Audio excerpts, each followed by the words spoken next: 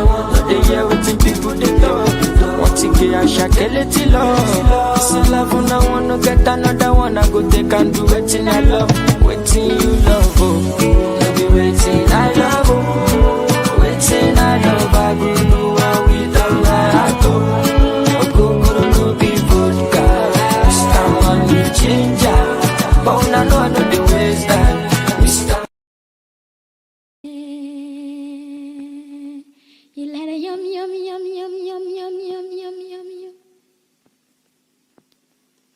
Naya pere, matinaya pese. You let it yum yum yum yum yum yum yum yum yum yum. Naya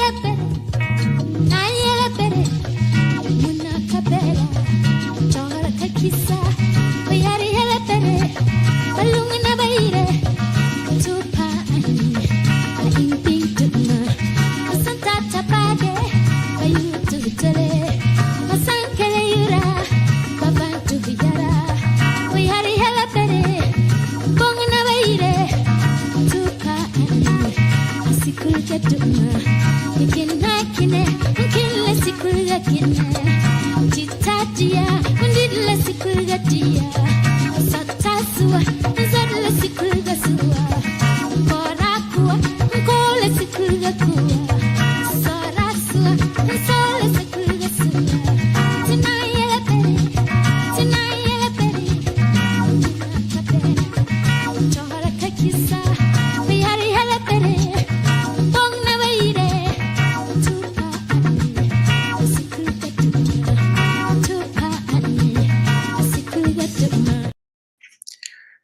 It's 2 p.m. in the Boston area, and then we come to you, as usual, with the Assembly. So I welcome you today to the special election edition. We are going to talk about Ghana's upcoming election, which is exactly a week from today, a pivotal moment in the nation's democratic journey. Will this election break the 8-year cycle tradition, or will we see the return of a former president, as recently witnessed in the United States? For the first time in Ghana's history, both leading presidential candidates hail from the northern part of the country, making a profound movement of representation. Dr. Mahmoud Bawumia, representing the New Patriotic Party, is the son of Mumuni Bawumia, a revered member of the 1954 and 1956 assemblies for the Northern People's Party. Similarly, John Dramani Mahama, the National Democratic Congress candidate, is the son of Emmanuel Adama Mahama, who served in the same assemblies under the Convention People's Parties representing the people of Gonja. This historical backdrop also highlights the political roots of these candidates, rooted in Ghana's independence struggle. The Northern People's Party, once the voice of Northern interest, formed an alliance with the Dankwa Buzia tradition during Ghana's First Republic, challenging the dominance of the CPP. With this historic context ahead, we give deep dive into the stakes, issues, and implications of this election. Joining me today are a panel of experts ready to analyze and dissect the present questions surrounding Ghana's democracy, its unity, and its future. Stay tuned for an insightful discussion. I'm your host, Ayuri Inga Ghana, and now I welcome my panelists, Dr. Sylvia Bauer, Associate Professor of Sociology, York University in Canada, Dr. Ivy Fofier, Assistant Professor of Media Studies at Loyola Mount Mary in Loyola Marymount, in Los Angeles. Alfred Appiah, a data analyst based in Canada. Isaac Kwejo Odum, Assistant Professor of Political Science, Carleton University, Canada. And Dr. Oreku Kusi Ampofor, also a policy analyst based in Canada. Ladies and gentlemen, you're welcome.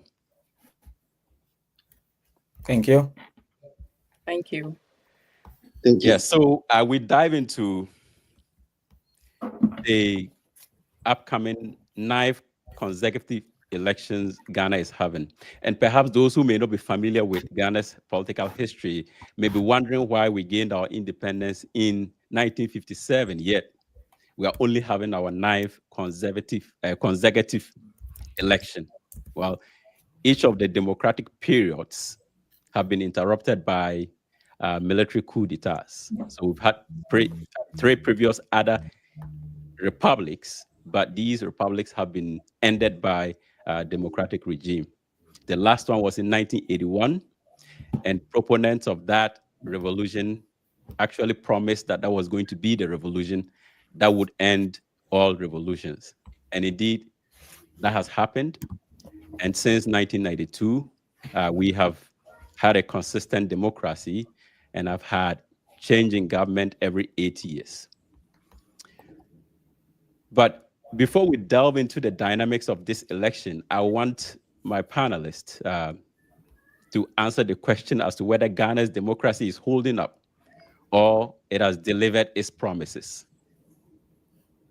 So I'll begin with you, Sylvia. What's your take on Ghana's democracy so far? Is it delivering? That's a very good but a big question to ask that we answer in this very short period of time. Is it delivering? I'd say no. I'd say no to a large extent, but I'm also going to say yes in terms of the fact that you have a process which, even though it's not perfect, I doubt that there is any such perfect system. A process that has been followed consistently, a process that a lot of us in the country have become very familiar with, and a process that many of us see the promise of. And so to that extent, it delivers. It delivers even if it is just in terms of hope. It delivers just even if it is in terms of following a certain laid down process and providing a certain predictability for us in the country. And, you know, for all that, you know, we can see as well, there's a certain deliverance of it in terms of, you know, say media freedom. Again, we can go into discussions about what that means, or freedom of expression. We can talk about, you know, the ability that we've had as a country to talk, to discuss the various failings of our own democracy. And of course, again, you can talk about various limitations. But if we are also talking about the failings of the system, we can look at the economic impacts, or we can see that there's been a failing in delivering certain fundamental things, without any intending any pun here, certain fundamental things that people have hoped and expected for a very long time. We're also looking at it, at least for me, in terms of a break from a colonial past. But obviously, I you know, maybe that's an even bigger thing, because we've been talking about decolonization, or at least that was one of the reasons for our independence, was to decolonize, was to have self-governance, to have self-determination. And we still don't see that, right? But there is a certain hope that in governing ourselves, that we are able to get to this point. Has it delivered in terms of democracy? It hasn't, because we've still had a very male-led process up until now, a very male dominated process. And even today, and I'm sure we'll get into that, if we look at the manifestos of the two major parties that are contesting these elections, there's still very little said about gender equality in any substantive manner. I'm not going to hog the space. I'll come back a little bit more, but that is my short answer to that big question, Mark. Okay. All right. I'll go to Oreku. I always say, I don't know if this is a benefit or not, but right from independence, Ghana had a vibrant, if you like, multi-party system. Perhaps it was maybe two parties if we want to be conservative, but has that also translated into, if you like, the strength or otherwise of our current democracy? And also you can touch on the issue of whether the democracy has delivered or not. Yeah, that is a very big question, Mark, and I think Sylvia tried to deal with the question, but like you said, in a short space of time, it is a huge question. So I will talk about the multi-party democracy of our country, and the fact that we are torn between NPP and NDC. And that is also a reflection of the type of electoral system and party politics that we practice. If your electoral system is based on first past the post, logically or eventually it will lead to two political parties dominating because of the whole notion of strategic voting. So there are a lot of Ghanaians who might not like the NPP or the NDC, but because the political arrangement is situated in such a way that these two are likely to form government, you're more likely to strategically vote for the one you don't like, but there's one that you cannot live with. So basically, that is how our politics has reflected. So if we want to deliver a multi-party democracy, then we have to also think about our electoral system, the way we count who become president, the way we determine who become an MP, and the way we determine who become president. So there are a lot of electoral formulas we can think about that will eventually determine plurality, that will eventually lead to multi-party democracy, which other countries are practicing. But if we practice the American style of first past the post, or the Canadian style of first past the post, we eventually going to produce two major dominant political parties, and because of the way it is. On the issue of whether our democracy has delivered, I will say to a large extent, one, if you're looking at the economic delivery, that democracy promise, maybe we haven't been able to deliver. But if you look at the broader issue of peace, the broader issue of stability, the broader issue of a little bit of maybe the fact that the middle class in Ghana has expanded, if you stretch it across time, you can also make a case that the democracy has lived up to a little bit of expectation. Then the question is, what is democracy? What are you looking at when you're really talking about democracy? Because it's big. Democracy, the definition of democracy is big. It's difficult to even pin it down. But the mere fact that our people are delivering elections every day and every hour since 1992, and the stability and the peace of our country is intact, and we are getting the global fame in most cases, I would say to a large extent our democracy has endured. As fragile as any democracy is, our democracy has endured. But when you talk about the broader issue of economic advancement, social mobility, gender, like Sylvia talked about, then you're talking about real issues in terms of the democracy and whether those things have we been able to achieve it or not. And those things we really are not doing well. So that's how I'll put it. So the problem is largely electoral, structural, and also the fact that we're struggling to really bridge the economic gap, that promise that we gave to ourselves in 1957. All right, thank you. And Ivy, I would come to you with the same question. Is democracy in Ghana delivering on its promises, whatever those are? Okay, so thank you for having me. I think Prof. Bauer and Oriku have touched on the main things. So what is democracy? I think that our democracy is a growing one. And it hasn't really gotten there, but it's getting there. But when we look at certain things like economic issues, social issues, I even feel that sometimes the media they don't know their role in the democracy. So we are not seeing what the media can do for our democracy. They are not asking the right questions. They are not putting the various political parties to check. There's growing unemployment. There are a lot of social issues, the agenda issues that we are still lagging behind. But I'll say it's growing because in other countries, other grown democracies like the US, we see similar patterns. So, for example, the US has had many elections. It's an older democracy than ours. We've not seen a woman as a president. We've not seen a woman as a vice. We've seen a woman as a vice president, but not as a president.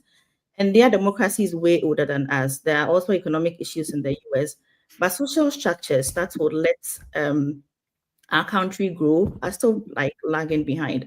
So I'll say that it's a growing democracy. It has been growing for 67 years. I don't know when it will like mature fully, but we are not there. And I feel like the key institutions that are supposed to push for us to realize our democracy keep taking us back. And like Oreku said, on the global index, Ghana is put at the forefront. And then you say that, oh, we have a good democracy. At least we do not have wars in the country. There's stability, there's peace. But I feel like on the ground, it's not like that. It's what we are comparing our democracy to other African countries that are also struggling with their own democracies. And then when we do that, we feel like we are in a good place. But when we put it within the bigger global space, then we realize that there are so many things that could be better. So that's where I'll leave it. It's a growing democracy, if you ask me. All right. Okay. So Ike, you are helping build other democracies. Recently, you testified before the Canadian Parliament, and in fact, that's very huge. So, if there's anybody in this panel who can tell us whether our democracy is delivering or not, would be the best person to do so. Yeah, thank you, Agana, for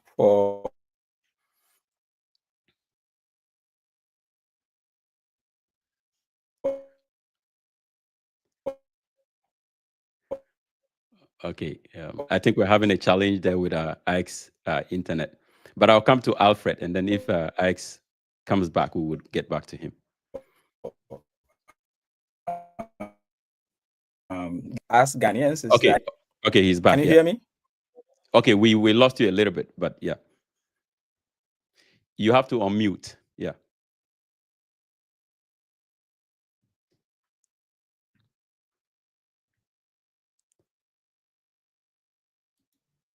Okay. Can you hear me? Yes, now I can hear you. Yes. Oh, sorry. Yes. Yeah, sorry about that. Anyway, I was saying that one of the things about Ghanaians is that we are very critical of ourselves, of our institutions, and that may be rightly so, because we normally do that as a way of bringing us on the right path. So it's interesting to see that reflect in the comment that my colleagues have mentioned.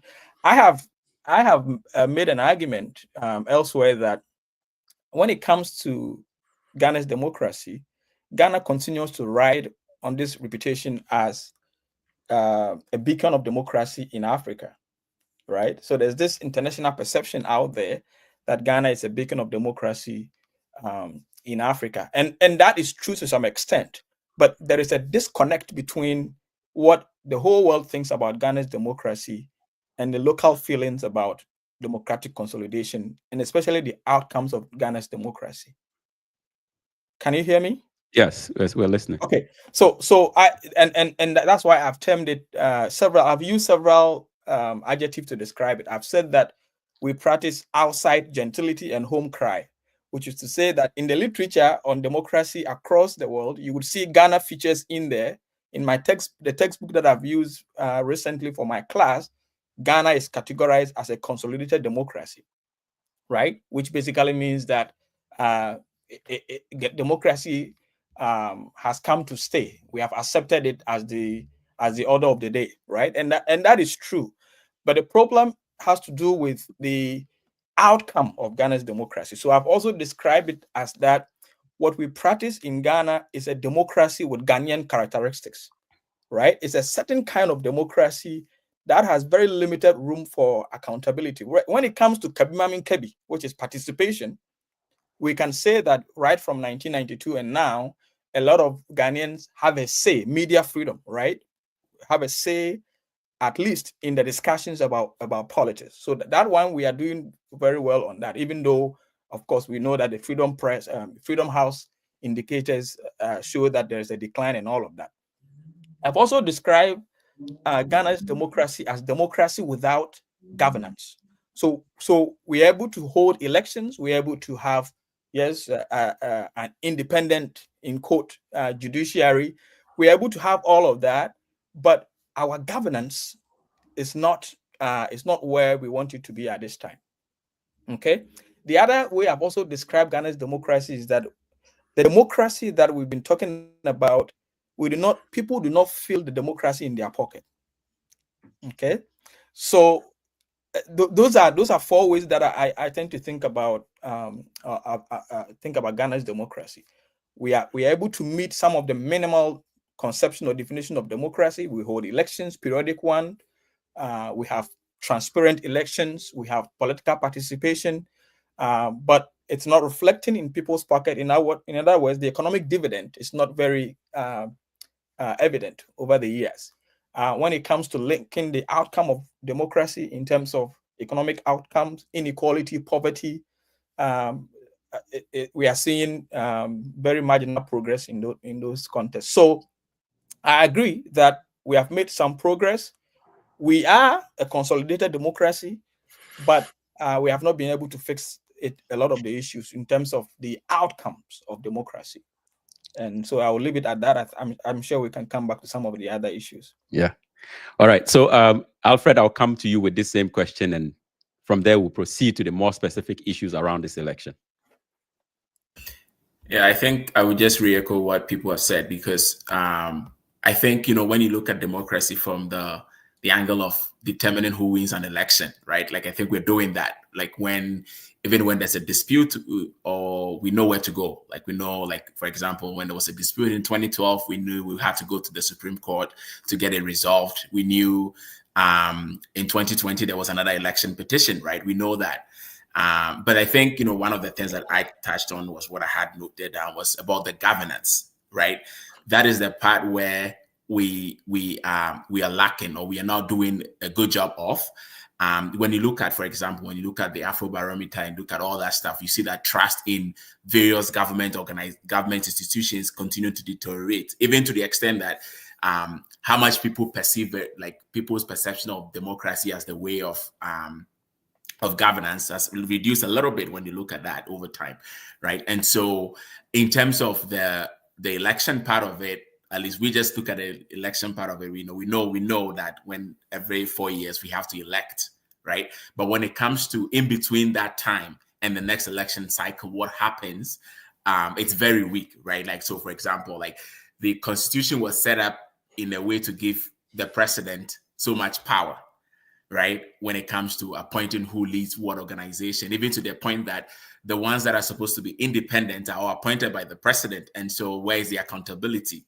But then I think there's also not the political will to change that, because the people, whoever is in power, is benefiting basically. Like, and you can look at that, you can track it. When the NDC is in power, right? They trust all the institutions, they trust the Electoral Commission, they trust all of those things. Once they go into opposition, they don't trust the EC. So you see that now the NDC doesn't trust the EC at all.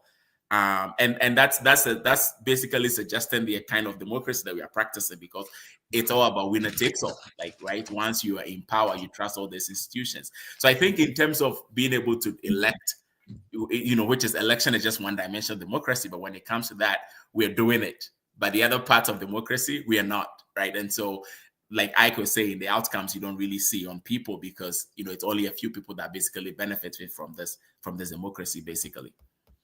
All right.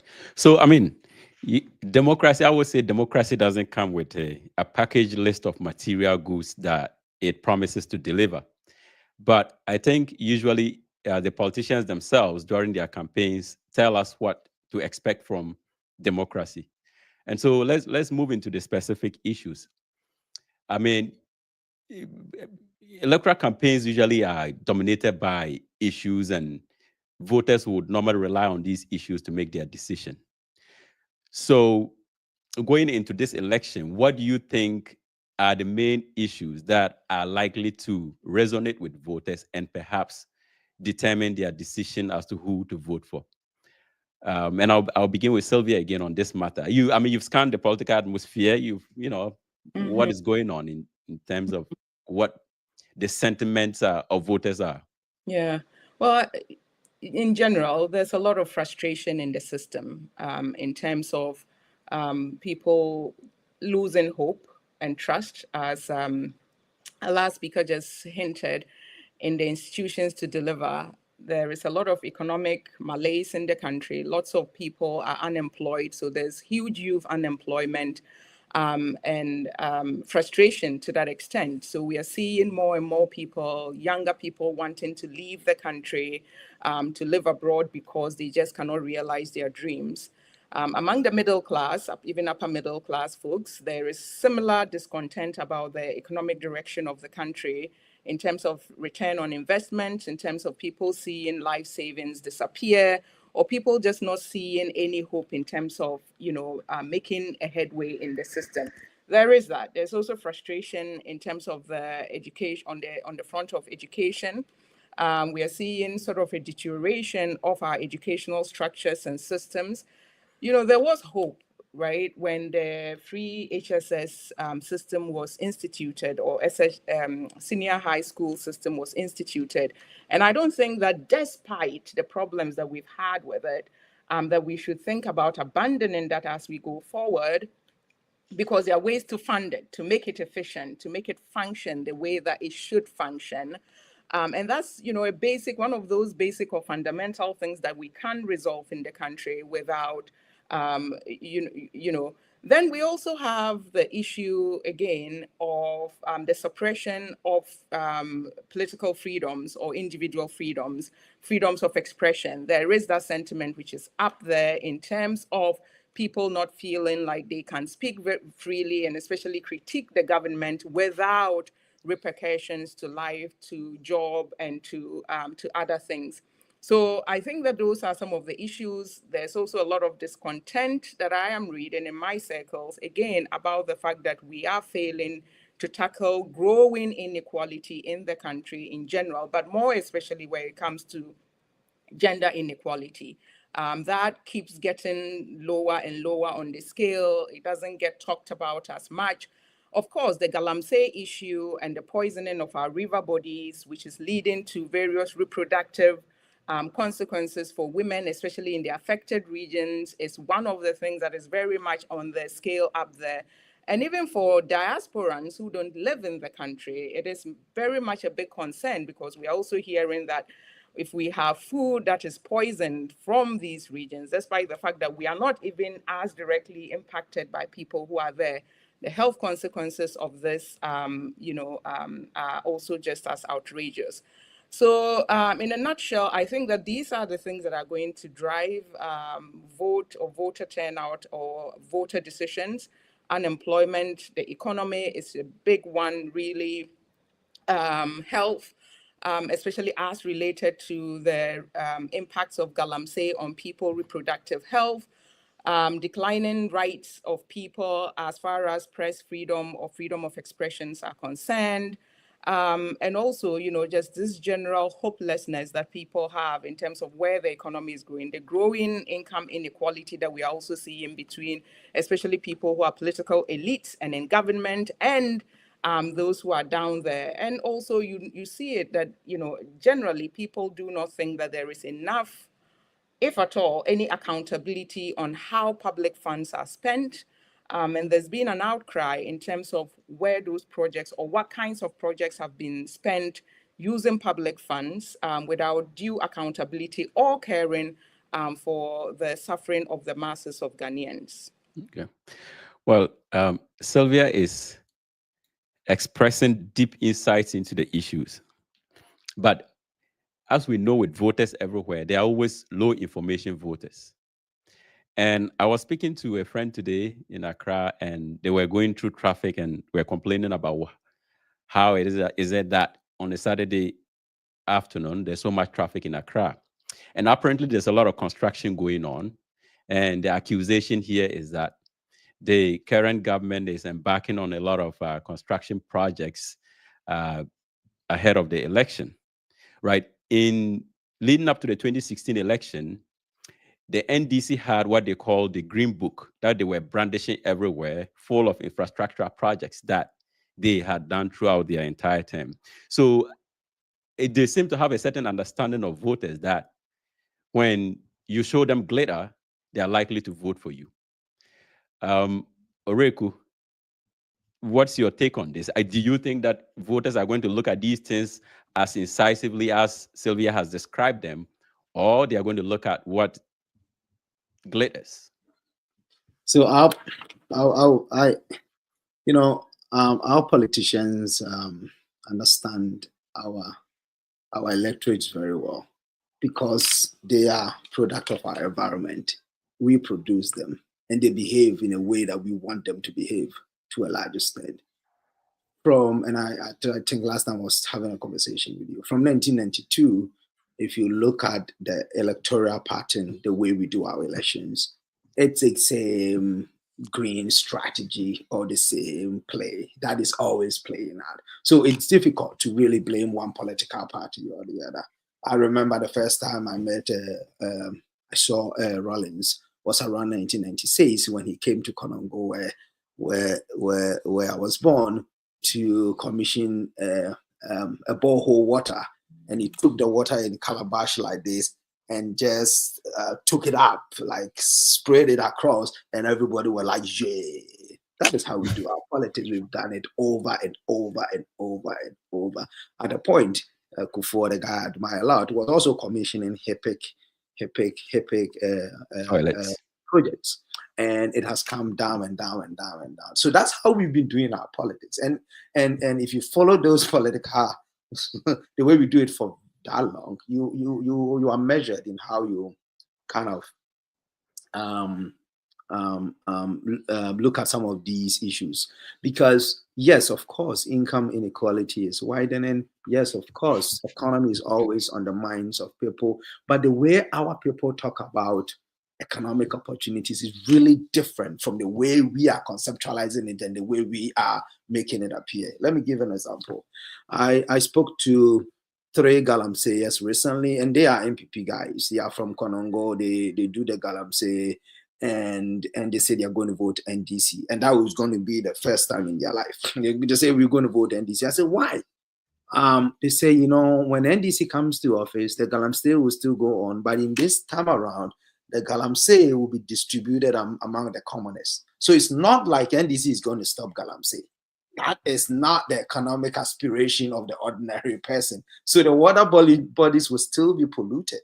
But in this case, unlike the NPP, where the galamsey has been monopolized by some few group of NPP gurus, when NDC comes to office, the normal person will get to do the galamsey. That's the expectation. With the same methodology of polluting the waters, with the same destructive outcome, but in this case, the spoils will be distributed differently. That's how we've been doing our politics, and that is why it is sad that our 2 political parties, which unfortunately they are more like they will form office, haven't been able to come to an elite consensus that there are certain lines we shouldn't cross. There are some red lines we shouldn't cross in terms of our governance. There are some things we can do, and there are some things we cannot do. But this seems to reflect what our society is. So a good politician in Ghana is the one who attend all the funerals, the one who attend all the outdooring or whatever, the one who they say he's so close to the people. Not necessarily the one who will spend a lot of time delivering the structural transformative development that we want. So that, to me, has become part of our politics. Our politics is shrouded in patronage, is clientelist, and it is competitive. The reason why it makes it dangerous is that because it's so competitive, every vote counts. And because of that, if you're a politician and the order of the day is patronage, you're going to tap into that. So we've reached a point where we don't know whether it's a politician feeding that subculture, or it's a political subculture we've developed that the politicians are tapping into it. It's difficult to know which one came first. But what I'm seeing is that, yes, people are talking about economic advancement. People are frustrated, the middle class, and all those people are leaving. But that has really been a trend, and it's always degenerating at every stage in our history, and it's not getting better. I'm hoping. I've glanced through the manifesto of the NDC. I don't really see the hope to a large extent. The same can be said of the NPP. I have my bias though, but with the 2 of them, I'm under no illusion that any of them are going to deliver any structural transformation. That is what I look at. But if you still give me the opportunity, I'll vote for one of them. it doesn't mean that I think that one of them will give the structural transformation. But if you look at it, nobody is really promising any the basics, land administration, land tenure system, the basics of governance. Nobody's talking about it. Basics of governance, like the functional delivery of a state. Nobody's talking about it. Those are the basics that you need to really catapult a country to different level. But nobody's talking about it. They're talking about stuff that we can't even explain. Nobody in the NDC has been able to explain the 24-hour economy. Well, we'll come to the specifics of the. That's the issue. Okay, all right. So, Ivy, you are a communications person, and has the Ghanaian politician figured out the electorate in a way that incisive issues such as Sylvia laid out do not resonate with them, rather than maybe the more flashy types of, brandishing of projects here and there during election, construction of roads that have been under construction for 8 years? Yeah, I think that they have, and like Horiko has said a lot of things, but they have. If these brandishing last minute projects were not giving results, I'm sure they would have stopped by now. And they've done it consistently since 1992. Every vote counts. That's what I think, that every vote counts. So they know that when they brandish these things last minute, there are a certain group of voters who will see these things and think about development and then will vote in that area. They know that when they attend the funerals, when they go into the villages, they go and help prepare food, they pound fufu. We see them in pictures and in videos doing things with the ordinary Ghanaian. In the last minute of the elections, they know it will give them the result, so they continue to do it. But when you are online, you realize that the middle class have a different outlet. They see development differently than those on the ground. So those on the ground will be thinking about free SHS. Maybe in the past, my son couldn't go to secondary school because I couldn't afford it. And now my son can go to secondary school. Or that the system allows them to be posted regardless of what grade they had. But those in the middle class are looking at it in terms of how is this affecting higher institutions? What are the issues that come that this free SH policy brings, and how can we solve these problems? And who is better placed to solve these problems for us? But when you look at both manifestos, I'm not even really seeing the pathway for both political parties. But the middle class is thinking differently. They are thinking about the economic, the haircuts. Those on the ground are not even thinking about haircuts. They don't even have, most of them, or some of them do not have the money in investments or wherever to think about the policies that are draining their monies. All they think about is that before December 7th, someone will come to my area and bring me rice and oil, and that is enough. So every 4 years I get this, and that is enough to sway the voter. Or I see that these roads have been constructed, even though they have been in construction for 4 years or for 8 years, and they are now being constructed. So that's one voter who will be swayed by what they see is what the politician is looking out for, and not necessarily the middle class. So when we sit online and we think like the vote is going this way because of how maybe the online voter is a little bit sophisticated to read through the lines, the politician knows that, oh, this is a demographic. I may not win this demographic, but I may win the majority demographic that are on the ground. That's I can convince with my communication skills. So sometimes I wonder why they put a certain politician, I don't want to mention names, and they keep goofing in their communication. They will say something very bizarre, and we will all be like, why is this person saying this thing online? It's so bad for a politician or somebody seeking this high office to be using this language.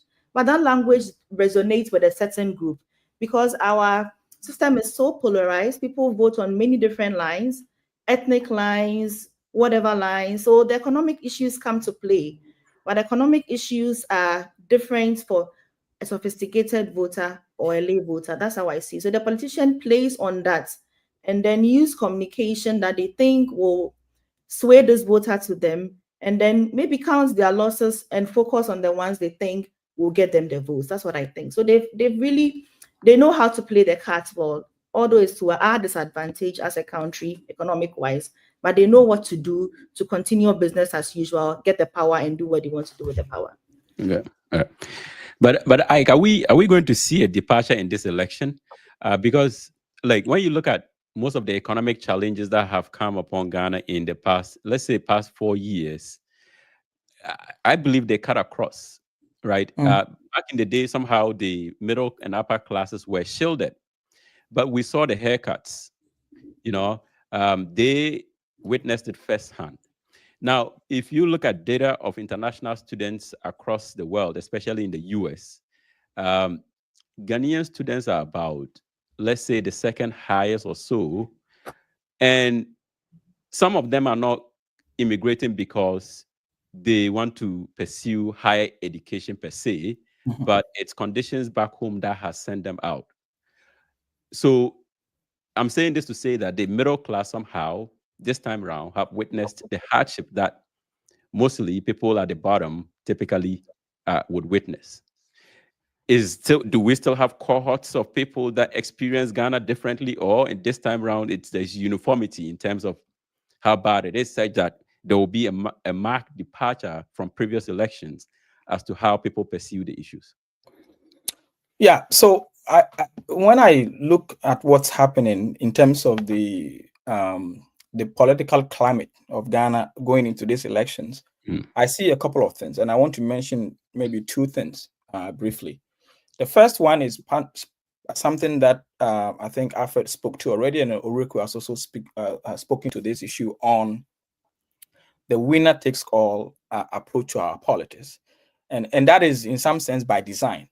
But I want us to think about this, that there is always going to be different constituencies or different interests within the Ghanaian space, right? But I think one of the key features that is going to that we are seeing in these elections, especially when it comes to the middle class or the upper middle class, is that people are what is going on? Yeah, you froze a little bit, but we can hear you. Yeah, am I back on? Yeah. Strangely we can hear you. Yes. Yeah, I'm not sure what's going on. Sorry about that. Okay. Yeah. Yes. Anyway, so I wanted to. What I was saying is that a lot of the middle class and upper middle class are not happy with the fact that we are stuck with the NPP and the NDC. And some people talk about the fact that we need a third force, that the NDC and the NPP are the same. We know, and maybe there are some who are here who are watching us who may not know, but every 8 years, since since 2000, we have always had, or 92, right? The NDC won 1992, 1996, 2008, 2016. Then the NPP won 2000, 2004, 2016, and 2020, right? So we effectively have a duopoly of two political parties, NDC and NPP, and a lot of people make the argument that both parties have failed on all dimensions, whether it's economic mismanagement, corruption, weak public services, all of that, right? Of course, the political parties, the NDC and NPP, have a different view on this. Each of them thinks that they are better than the other, right? But one of the things that I'm seeing is that we are, by constitutional design, a multi-party democracy because we allow for the existence of many political parties. We, however, require, like all these political parties, to have a national character. But it takes a lot to organize, to form, and to grow and sustain a political party. And the NDC and the NPP have been able to figure out how to do that extremely well. The other smaller parties have not been able to do that. And so, in as much as our first past the post produces the two-party system that we have, unlike some maybe in the US where the Republicans and the Democrats can have very widely different policies or positions on giving policies, in Ghana, there are some differences, but it's not very wide. But a lot of people are not satisfied with the two political parties. However, there is no alternative. There is no third force. Okay. So what we are going to see in this election is very interesting, because now we have both parties and candidates that have a record for us to be able to judge by. Okay. Right? We know the NPP has been in power for the last 8 years or 7 years, and the NDC under Mahama just somebody who is returning back to the office. So we have right now, even though we don't have an alternative, of course, I'm not discounting the role that the independent candidate and the third parties are going to play. I'm just saying that we seem to be stuck with the two, and obviously some people are asking for more. But when you look at the campaign issues that are driving this year's elections, like Sylvia mentioned, I think that the two main political parties are interested largely, and it goes even beyond these elections. They are interested in winning the elections, or winning elections and maintaining power. When it comes to, fulfilling campaign promises, yes, they will do that, but the ultimate goal is to do that in order to be able to win next elections or to maintain power. Of course, we are seeing it right now with all the commissioning of project going on, right? And all of them did it. So I'm not just saying it's the NPP that is doing it, but I feel like I'm not saying a third force will necessarily solve all the big or the smaller issues that we really want solved. But for me, the way I see it, a lot of voters are going to vote in these elections because they are just stuck with the two political parties. That is not to say that there are no differences between the two political parties, but the difference don't really add to some of the expectations, or the difference in the delivery from these two political parties don't change some of the fundamental views that people have about the progress that we have made as a country. Okay. Yeah, Alfred, I mean, I brought up the issue of record, and you are on the social media streets. You also go on other media platforms to talk about some of the issues, especially within this current administration. What are you picking up? Are people evaluating both parties based on their previous records, or you think the rhetorical practices that politicians have engaged in previous elections is what is going to resonate in this election? And Alfred might have some numbers. So Alfred, if you have some numbers, well, share. Yes, well, I think that one of the things that I wanted to initially mention is that when we talk about issues, right, we're making a big assumption that the majority of people in Ghana vote based on issues. And I don't think that is true, right? So there are people in Ghana, and you can look at, it's a quick test would be, look at the voter population or the share of votes that the parties get, even when they lose the elections, right? It's a significant, like I think the NPP, for example, has like 47% at least, like if you look at from I always don't count 92 and 96, but like if you count from 2000, right? Like the minimum that they get is about 47%. I think the NDC around that time is about 44% or something like that. So I think that it's always, when we talk about issues, right? Like I think the vast majority of people in Ghana don't vote based on issues. They vote largely based on party affiliation.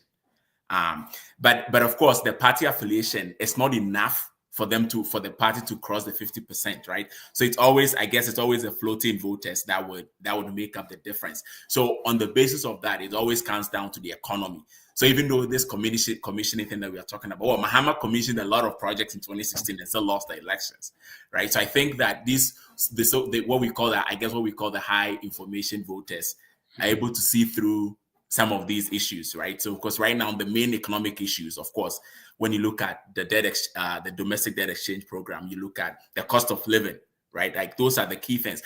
And one of the things also is that when you look at the cost of living, like there was a time where inflation outside of Greater Accra, right, where you'd find a lot of the middle class, was really, really high compared to Greater Accra. Even when you look at the disinflation path, right? So when Greater Accra inflation was, like going down, you could see that it was still rising like up north and in some of the remote parts of Ghana, right? So I don't even think the it's more of like a middle class thing, right? It's basically touch everywhere, right? So people are seeing a haircut on their thing.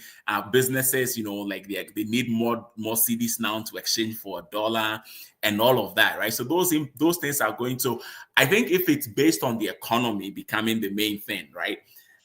Then of course, like the incumbent it doesn't help the incumbent, right? When you look at all the things about what direction the country is going in, and all of that. So that's one thing. But I think also, of course, the other thing is like, what does a record look like?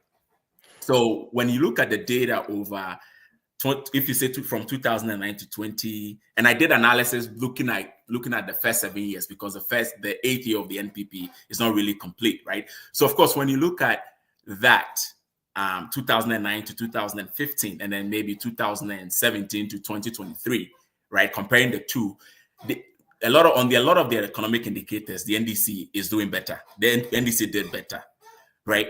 But you also have to isolate it, right? And think of, okay, Mahama, because the thing with the NDC is that they had two presidents, right? So Mills did very well, like between 2009 and 2012. A lot of the good indicators, like you would see it under Mills, right? And then when Mahama took over, things didn't quite work out. Of course, significant part of that was the doomsday that happened in 2015, which significantly impacted growth, right?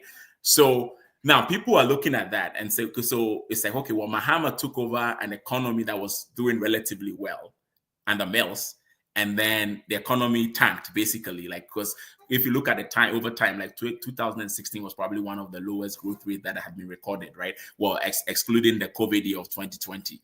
So now the question then is like, do voters, right? Are voters going to be able to trust Mahama, who took over an economy that was doing well and basically tanked the economy, right? Because the NPP now, they've tried to use this convenient experience or the convenient excuse of COVID-19 and Russia-Ukraine impacting the second term, right? Of course, the first term was great. Like if you look at the numbers, it was way better than Mahama's term, which is why I am not surprised they won the election, right? Again in 2020. But of course, right from there, things started going downwards, right? So if you look at the indicators, it's like it suggests that, well, the incumbents should really be losing the elections if it is solely based on the economy, right? Okay. But then it's like, okay, the candidate's record also comes into play. So he took over an economy that was doing well. He tanked the economy. What is the assurance that if he's going to take over the current economy, which is already down, like what does that do so what is the convincing message for the voter, right?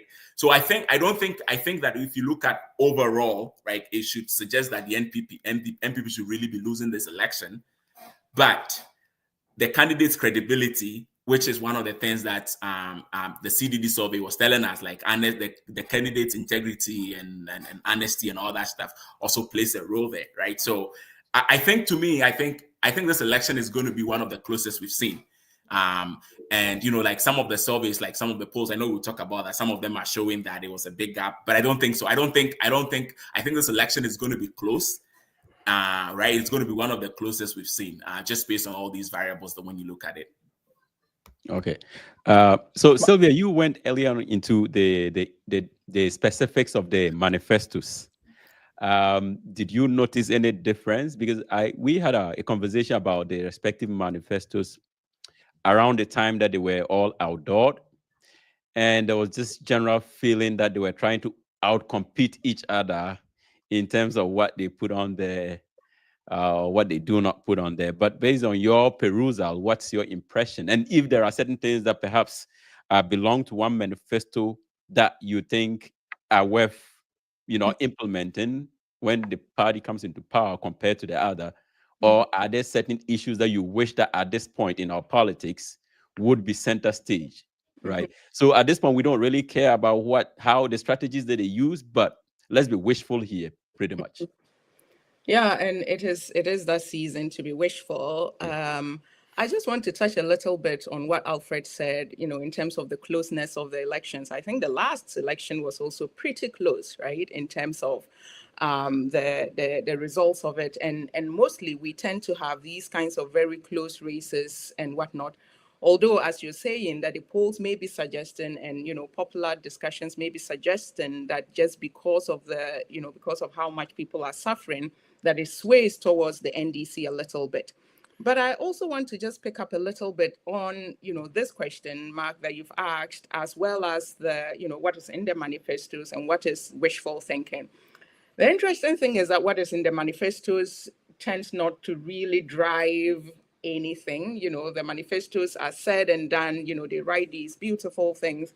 And then when they get into government, very little of what they actually promise, as we see, on the campaign trails, are taken up.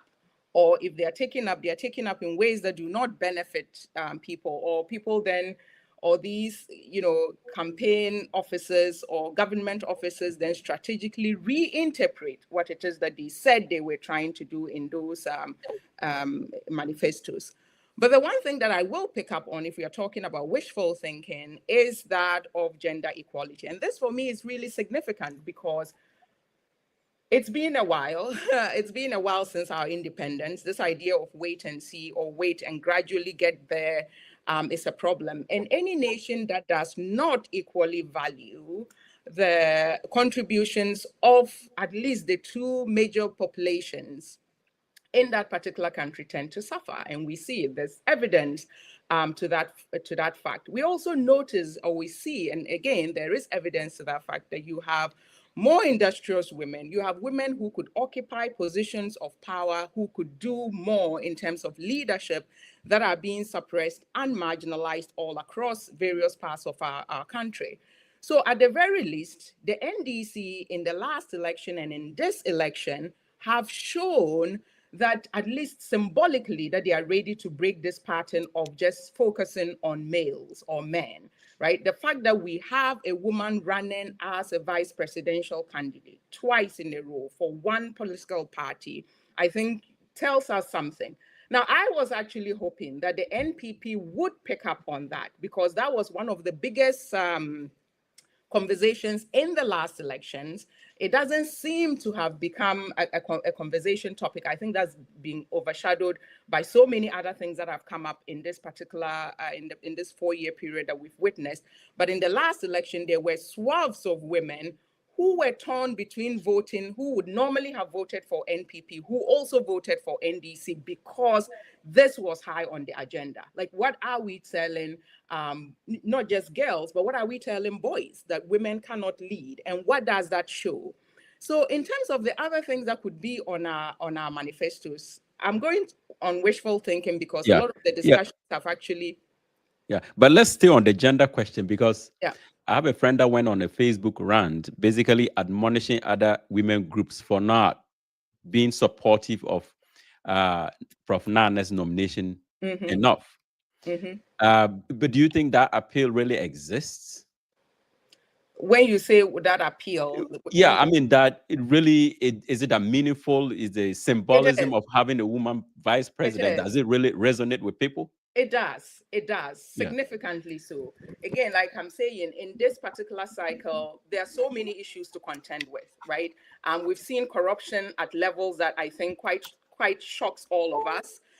We've seen all kinds of things happen under, in the last couple of years that some of us did not think were possible. But those are some of the things that our democracy as it stands now allows, right? Which means that even the next government, without some of the institutional changes that we are all talking about in this platform, if those things don't change, it means that we have seen what is possible, right? In terms of what is even allowable and what can happen. But that is a very significant topic for discussion, because at the tail, we finally had the affirmative action law passed, finally, after so many years. And it was such low-hanging fruit that there were times when I was pulling my hair out in terms of, seriously, what does this mean for our democracy? Because again, if we are talking about democracy, we are talking about the exclusion of a number of people, or of half of our population in that country, we are also talking about the symbolic meaning of this. Those things, yes, we can talk about transformational change later, but symbolically, these things are just as important, right? Because if we are going to talk about, structural changes, I can even go back to, and I'm glad that panelists are talking about the fact that we haven't even touched on structural transformation, because in terms of that, we have two parties that talk about manifestos or talk about promises as though Ghana actually had all of the resources. Yes, we have some resources domestically, but we participate in a global economy. We are part of a global international political economy, and that means certain things given where we are as a small country in the grand scheme of things.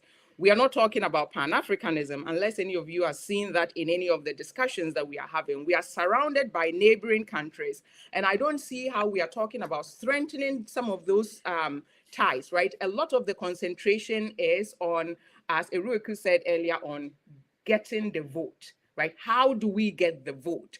And then beyond that, we are not really thinking about, okay, what's going to happen when, for instance, Trump is being elected? How is that going to impact our economy? How is that going to impact certain relations or certain policies that would have been helped had it been some other countries? But the gender issue for me is really important because we have moved to a stage where people are critically aware and informed.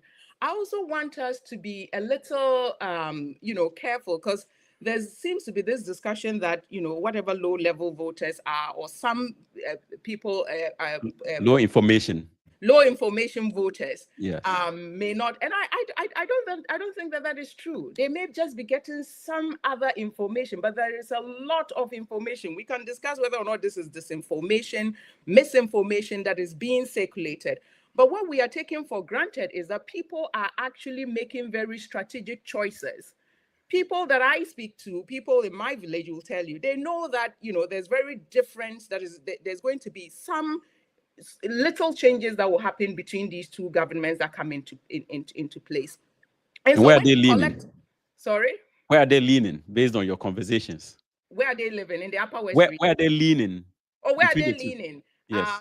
I think I shouldn't mention all of that. But again, because of the So we are saying it. the current hardship, they are leaning towards voting for Mahama, right? They just want change because they believe, and part of it is that hopefulness that a new government seeing something else or seeing all of these kinds of problems would lead to something else.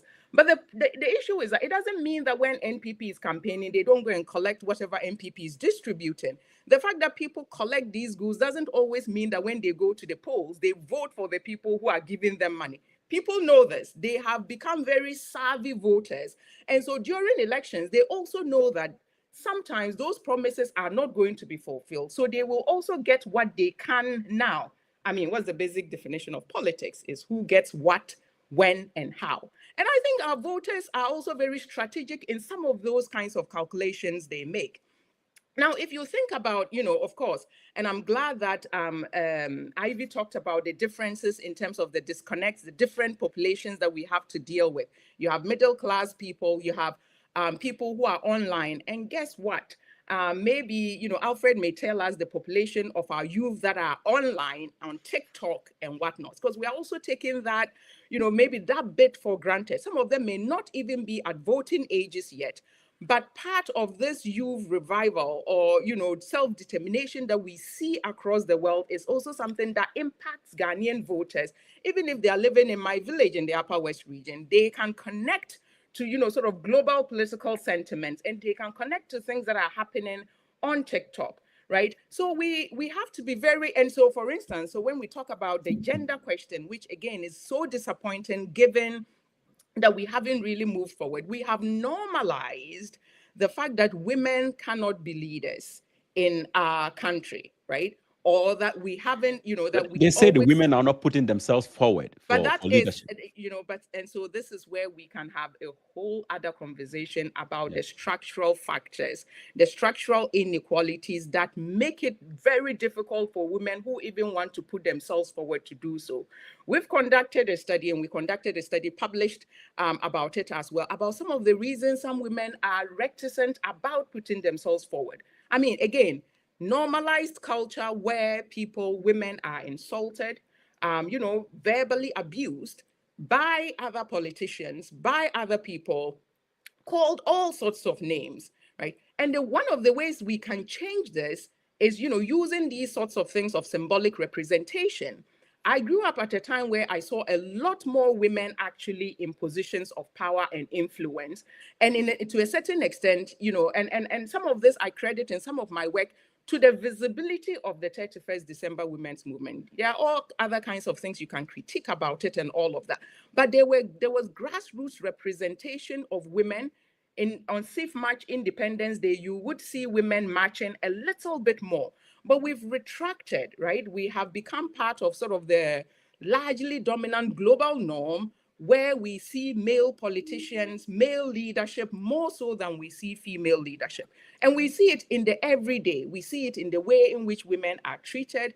We see it in the way in which women are dismissed. We see it in the way in which male leadership is valorized over female leadership. So this is something that is very important and something that we have to be talking about. So yes, if I were a woman and I wanted to send this message, I would vote for the NDC, and I am a woman. So therefore, if I could vote in the elections, this is the message that we need to send, right? And sometimes, and Oroku said the same thing, it is about the redistribution of wealth in the country. Even though the structural changes may not occur, at the very least, if I feel like I too can get some of that wealth that is created from galamsey, I'd rather that than have my water bodies polluted and yet get nothing from it. And so part of it is that, so then when it comes to women in leadership, we are expecting excellence. I mean, we have a whole professor who is running mate to, no shade here, to male politicians. You talk about the qualifications, the difference in the qualifications of these two candidates, and yet the emphasis, if Jane should make any error, it's like everyone is going to come down on her. And we saw that in the last election where people were even trying to question her marital status, the nonsense of it, of all of these kinds of things. So Sylvia, feel free. A woman who must, who then rises must not just be morally perfect. You have to be better than Jesus Christ in order not to get any kind of criticism. You also have to walk on so many landmines. You have to smile all the time. You cannot speak your mind freely because you have to present yourself as expected of a woman, right? God bless you if you say anything that is going to get, oh, women are like that. You are representing a whole group, and you're only not just representing even that group of women. You are representing generations, right? You are trying to correct all kinds of failings, institutional failings, and you then also become the one person we hinge all of our hope on gender equity, right? Is Jane Mensah is Prof. Nana going to fix all of these problems? Obviously not. Because at the end of the day, women as individuals, women as politicians, and in this particular case, Prof. Nana, as an individual, as an NDC political party member, is going to be upholding the values of the NDC, right? So hinging all of our hopes on the one person or the two people. And, yes, there is this idea that we should all support the one woman, to maybe send a symbolic message, but that doesn't quite work. And if I were to talk a little bit more on that, I tell you that no one else would be able to talk, because we'd have to talk about the kinds of structures that make it such that sometimes representational politics is very torn. The fact that there is somebody who looks like you in that position of power doesn't mean that you would rather vote for them than your relative who is male, right? We are not quite at that place yet where a lot of people can see these things. And again, when we talk about, and I'm just now commenting on what my other colleagues said, I mean, politicians getting down to the villages and attending funerals, but I think that is part of people feeling like if you are relatable, then when I come to you to say, my child is suffering because of your policies, then maybe you will listen, right? And that is the human nature of it. It's the reason why you see every politician picking on every woman and talking about that problem as influencing policy. We haven't quite seen that sort of translation, because sometimes people go to their villages and they dish out school fees instead of making sure that they are not using their own pocket monies to dish out school fees and making sure the system is actually equitable. So in talking about the gender question, if we are serious people, we really have to acknowledge the fact that women's contributions to our national life is important, and important enough that we have to support it structurally. Like, we don't have to, these conversations are long overdue, right? And, then there's another conversation coming on decolonization and what that actually means in terms of my wishful thinking. So you notice that I'm going on my wishful list. Because if we are talking about decolonization, then we are talking about a certain level of or certain difference in our civic education. How do we educate ourselves? Not just so that we have credentials, but so that we understand what system we live in. What are the pitfalls of it? What is the role of our participation in a colonial global structure that on its own will marginalize us and will make sure that we are exploited economically in the first place? But I'm beginning to see some of that conversation happen in Twitter spaces. I'm seeing some of that conversation happen in TikTok. And yes, I have joined TikTok because as a sociologist, I have to know what's happening and the rest of it. And those conversations are happening. So the hope here is that despite, being stuck between these two political parties, that there is a certain level of education, mass education that has actually happened that will change the consciousness of Ghanaians. Okay. So Ivy, do you want a piece of the gender conversation, or Of course. or Sylvia has covered the entire turf? She has done brilliantly covering the entire turf. I mean, the gender issues are really salient. Sometimes we tend to be flippant about it and say that it doesn't really matter in the elections, but it does. I, for instance, was hoping that the NPP will follow in the NDC's lead some 4 years ago. But more importantly, to me, 4 years ago, I saw that gender activists really supported Nana's bid. So in that like 4 years ago, there was a lot of talk about the gender aspect that she brings to the elections. But this year, I'm not seeing it as much. And I'm not going to maybe point fingers as to why, but I think that, like Sylvia mentioned, the patriarchal structures, the inequalities within. People say that we don't care that it's a woman. We don't care about the gender aspect of it. So I think that the party also sort of are thinking about other things besides gender. They are not thinking that they need to sort of work that demographic as well. But also, I only see a few policies mentioned about gender in the NDC manifesto. I don't see much. And I was hoping that having the representational politics of it, having a woman be there was a good opportunity to let us see what the whole plan for women would be like. Of course, Nana cannot do everything because one person in the office of vice president cannot carry the load of all our gender issues or all the gender representation. We need it in both parties. So it would have been great if we will see how much you are lobbying for women, what you are going to do. The only thing I've heard so far is a women's bank or something for women, which the NPP has done in the past.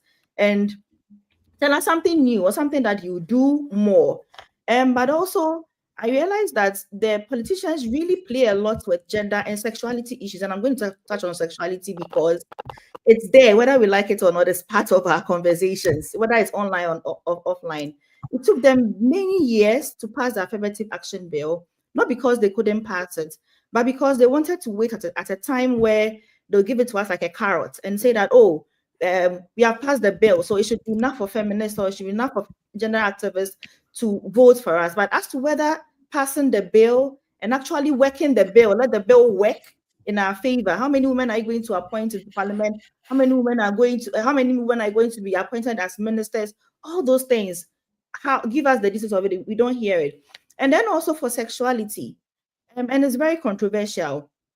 But I see that both parties are actually outdoing themselves on who is the most anti-queer person or anti-LGBTQ person.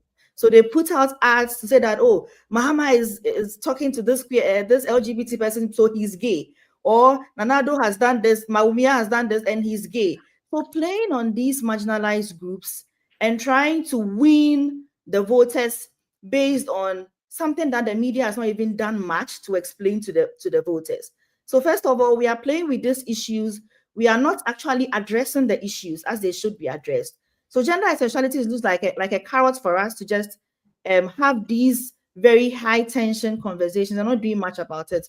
So for me, gender is very important. It's representational. We grew up seeing women as they, we want to see more women in there so that our sisters, our younger siblings can also walk in those same footsteps. So everything Sylvia said is on point, and I agree perfectly. But I wish that the NDC in particular, because they have a female vice presidential candidate, will give us more things on what they will do with this representation, as in how it will play out structurally when they come into power in their manifesto.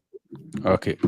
Well, look, I can vouch for every man on this platform that we are very progressive and agree wholeheartedly with what you both have said on the gender question. But let me go to Oreku, and let's delve into the two candidates, for instance. Both come from the northern part of the country. Historically, we have seen a permutation. Perhaps you have a candidate from the southern part, and then you partner them with somebody from the north. But in this case, these are two individuals who almost have the same background. Both of them parents were leading political figures in the early days of Ghana's politics from the north. And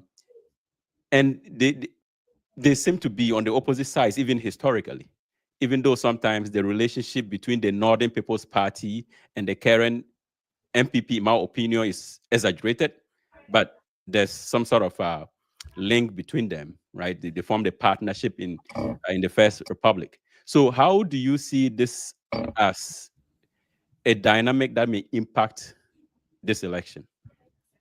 Because we haven't seen it really before. So if you're analyzing the data, it might be difficult to say how the North is going to vote.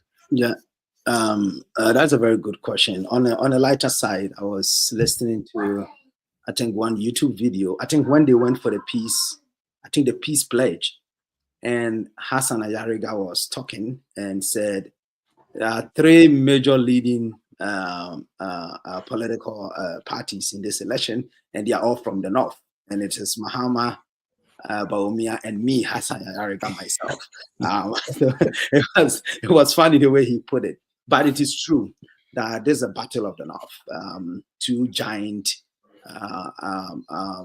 products from the North fighting for the sole leadership of this country. That is critical. The dynamic is a little bit different because Baumia comes with multiple identities. So if you're progressive, those are also things that progressives think about. The first time a Muslim has gotten so close to in terms of leading a major political party. So if in this case, if he's able to win, he's going to be the first Muslim president in our country. So that is significant. That is equally a minority group that a political party is also trying to push. And also a minority group worth a salt because of the critical role they play in the formation of Ghana and in also the economic advancement of Ghana. And we also have Mahama, who is a seasoned politician who has been at the thick of Boliban boy politics, a Gonja man by all standard, and at the forefront of Ghanaian politics since 1992, and has been a president before, and now want to come back. So it is a very crucial election. My take was that we've gone through an 8-year cycle of the NPP. So ordinarily, historically, as a historian and political scientist, I've always been thinking, I think NDC is going to win the election. But as I put my ear close and looking at it, the fact that people are saying it is a close election, then it brings a little bit of panic for me if I'm an NDC person, because this shouldn't be a close election. If you're talking about economy and you're talking about some of these issues, and you're talking about the fact that it's 8 years. 8 years of one government, normally another government is going to come, because breaking the 8 is tough. It's tough in competitive election, in any democracy, regardless of how you perform. It's really tough. But if it is tight, then Baumia factor is the one making it tight. The fact that the Zongo votes is also shaking for the NPP a little bit, and according to the reports on the ground, I haven't done any polls to know, but the identity politics aspect of it is also helping Bawumia in a lot of ways. And I saw some group of Fulanis also coming out and pledging support for Bawumia because of the wife angle. I don't know how true it is, but what I'm saying is that in times like this, identity, ethnic, economic, sociological, gender, sexuality, if you want to talk about it, all play a role in one way or the other. Because in our type of voting, every vote counts. It's one vote difference can make the magic number because it's 50 plus 1. So in this case, I would suggest that in those cases, what I think will happen in our election is that if it goes for runoff, then it's very dangerous for the NDC. If NDC is going to win, they should be able to win it one touch. There's no need for a runoff. If it goes for runoff, then it's very dangerous for the NDC. And it's very dangerous for the NDC. So that's where I'll put it. Okay. Case. Okay. So Ike, let's talk about the rhetorical identity politics, and then maybe if Alfred can follow up with a position as to whether the numbers bear to that fact or that the numbers can make that a reality. But looking at the origin of these two candidates and the history of their parents involved in Ghana's politics, how does that really play into this election? Yeah. No, I agree with Ulriku on this. I wanted to take a little bite of the gender discussion. Okay, you can go ahead. Just touch on it a little bit. And I also want because I didn't allow it. So, Yeah. No, because you see, we Ghana. Like if you talk to students, so I had the opportunity to teach back in Ghana after my PhD for a few months, and I shouldn't have been, but I was very surprised by the level of gender illiteracy among even like university students. And so I guess our country, as much as we've made progress in different areas, there are very patriarchal social norms, right? Ghana's political landscape, just like the larger society, is deeply patriarchal, right? With some very entrenched beliefs about traditional gender roles, and that this come up very much. And so any kind of change we need to be having that conversation. And if you remember, a couple of years ago, when Pepperdam Ministry was a big deal on Facebook, you saw some of the narrative that they had to fight back, right? Of course, some people did not like their approach to discussing the gender issue, but it tells you the kind of traditional, the kind of beliefs and traditional gender roles that we have in our society. The other dimension of this is that it sounds like Ghanaian elections are mainly dominated by concerns about the economy, about maybe unemployment, corruption, ethnic identity, which I'll be coming to shortly. And then, of course, it overshadows some of the discussions, unfortunately, on gender equity and gender issues. So I think what we see in our political party and our governance is a reflection of some of the societal and cultural belief system that is holding us back on that front. So, but I think Sylvia and Ivy spoke to this very well. So that's it. Okay. Now, when it comes to identity politics and specifically the candidate.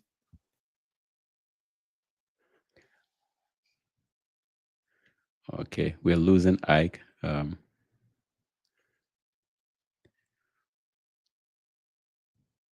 Okay. The professor's internet is not working. Okay, let me move to Alfred.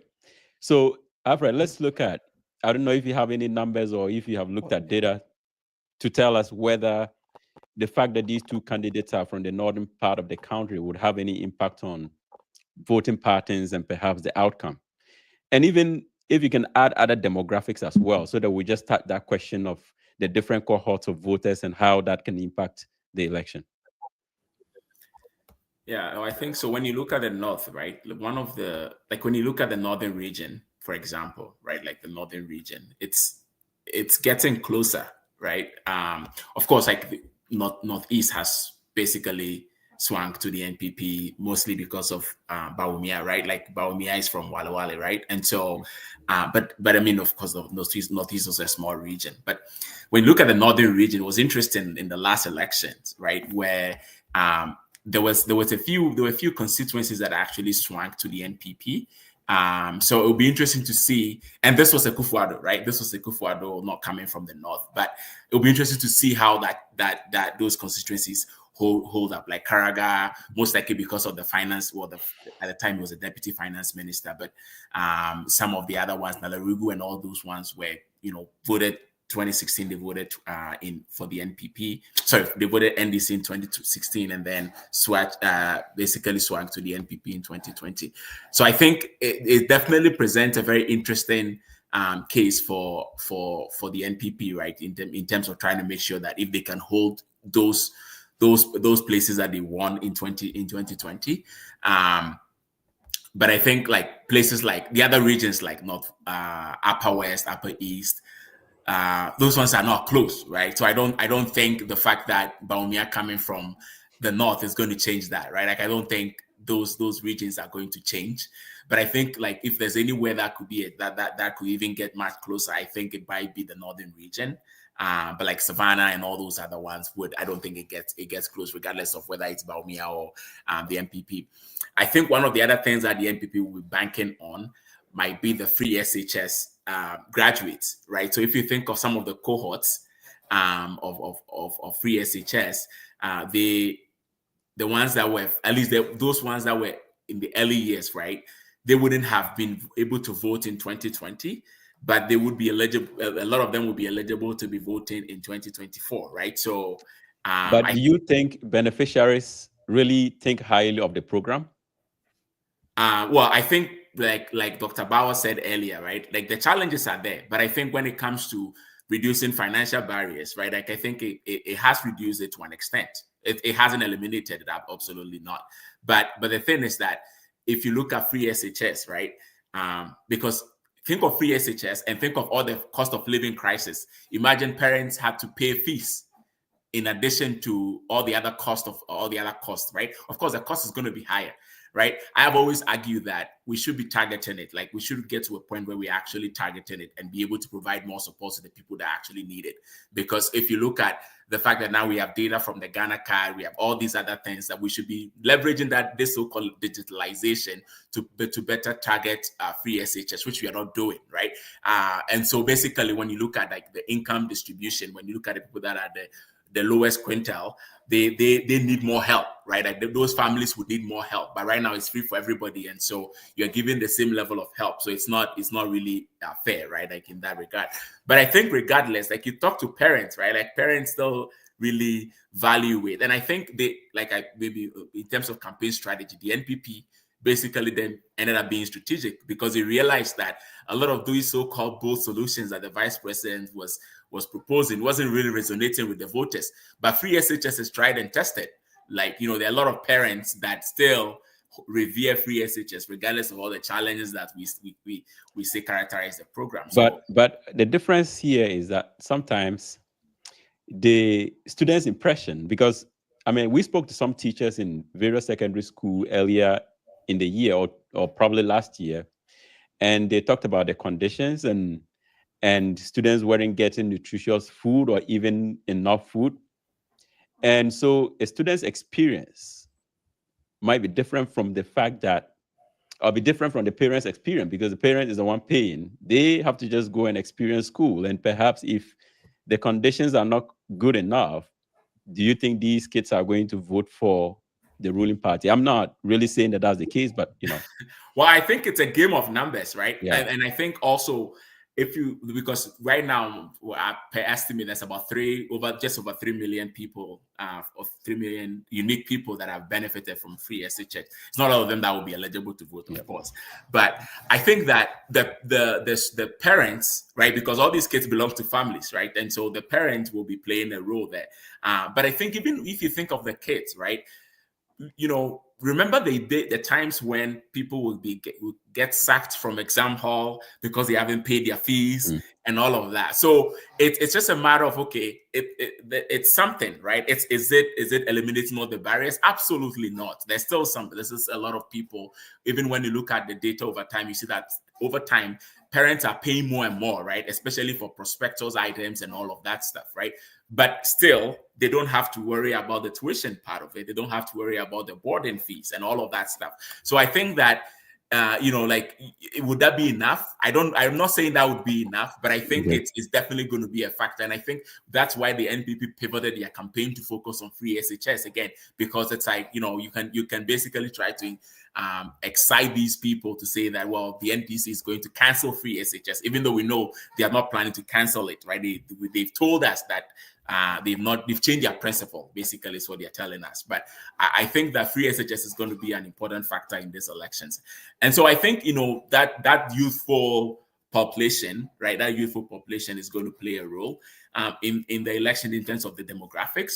But I think, if you look at it, like I said earlier, and I think others have said, if you look at it just purely based on the economy, the NPP should be losing the election. It shouldn't even be close, like we are talking about it being a close election, right? Okay. So, but is it that is it speaking to some kind of deficiency in the NDC strategy, right? In making these elections very close. I'm not here to criticize. Okay. So since you bring up the closeness of the election, what is the poll saying? Are you using the polling to suggest that the election is going to be close?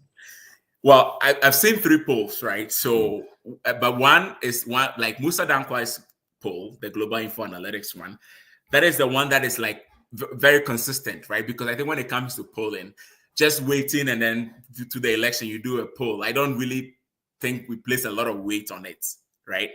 But I also do think that Musa Dankwa's poll is underestimating the support of the NPP, right? I cannot see a scenario where the party, whoever wins the election is going to win the election by about almost 11 percentage points.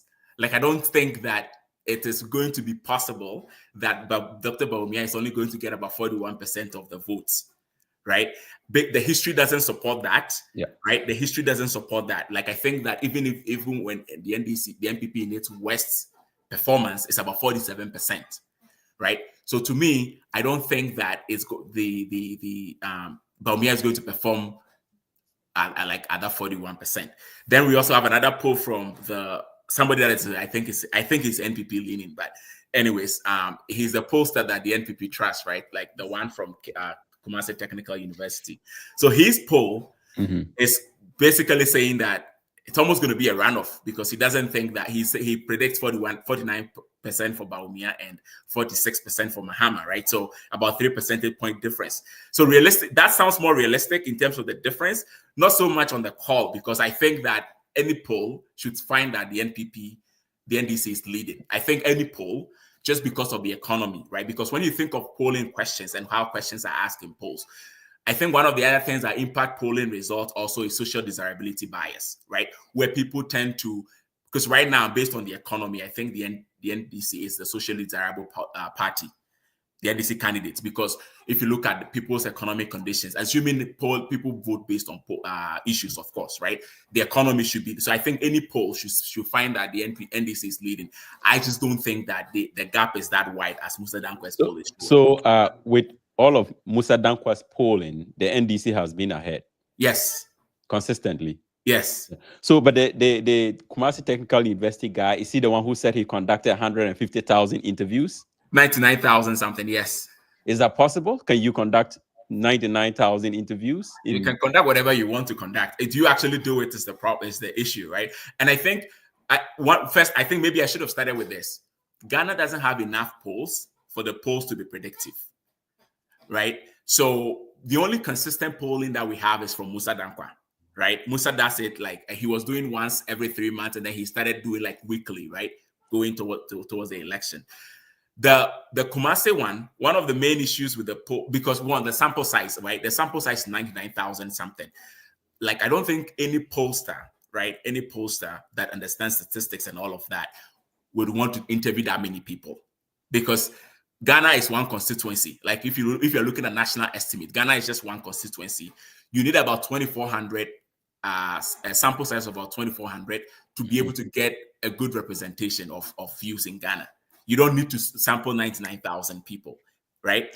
And so if he does that, then it's like, okay, well, that's one issue. The other issue is that he's actually not doing a random sample, right? He's doing more of a purposive sample. He says that he wants, because his rationale is that there are people that are able to influence others, right? So when he goes into a community, he wants to talk to the artisans. He wants to talk to the I don't know, like the community chief, or like those like people that he thinks are influential in the community, because he thinks that where they are leaning will be where the overall community will be leaning. Statistically, there are issues with that, right? Because with the thing with polling is the randomness is very important, right? So if you start not doing random sampling, you started doing more purposive sampling, then there are issues with that as well.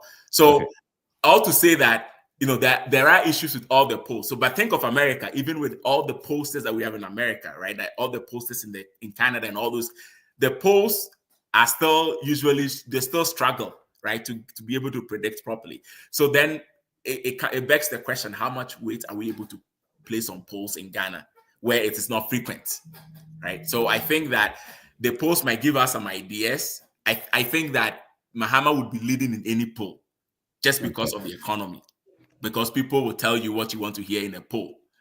People won't tell you that they are going to vote because of their ethnicity or because of religion or because of their party affiliation. Most people won't say that in a poll, right?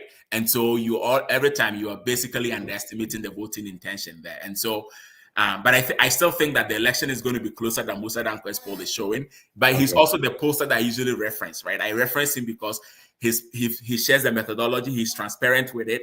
We have something that we can criticize. This KTU one, the professor from Kumasi one, we still haven't seen a full report of the poll, right? So he didn't communicate the methodology. He didn't communicate enough about margin of error and all of that stuff, right? So there's like all these issues, but I think the election is going to be close. Okay. All right. Thank you. So let's move to the issue of. Sorry, yes. Okay. Yes. Now you can come in. Yeah. Okay. I seem to be having a challenge with it. Okay. Speaking. Let's. My apologies for that. Oh, okay. Yeah. I just wanted to pick. I can go back to the if you want. I can go back to the ethnicity and politics and the two candidates. But just something that Alfred was saying that I want to maybe nuance a little bit, because can you hear me, or is it still... Yeah, keep going.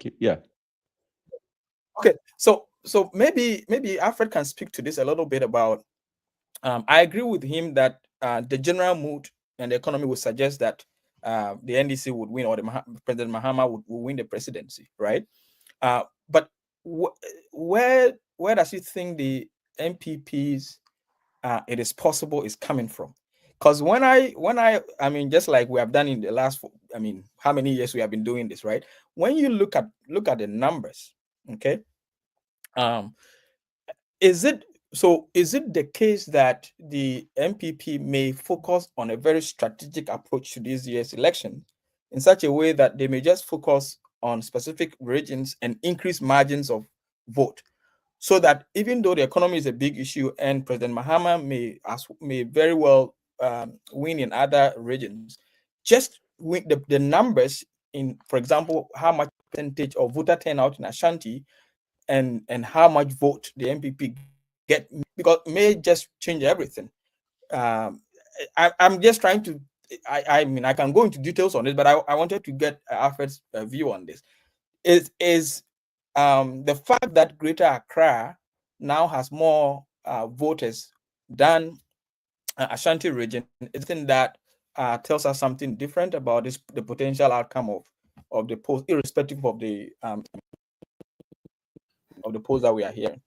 I don't know, Alfred, if you understand what I mean. Well, for example, so 2020, the NPP lost Greater Accra, right? But they still won the elections.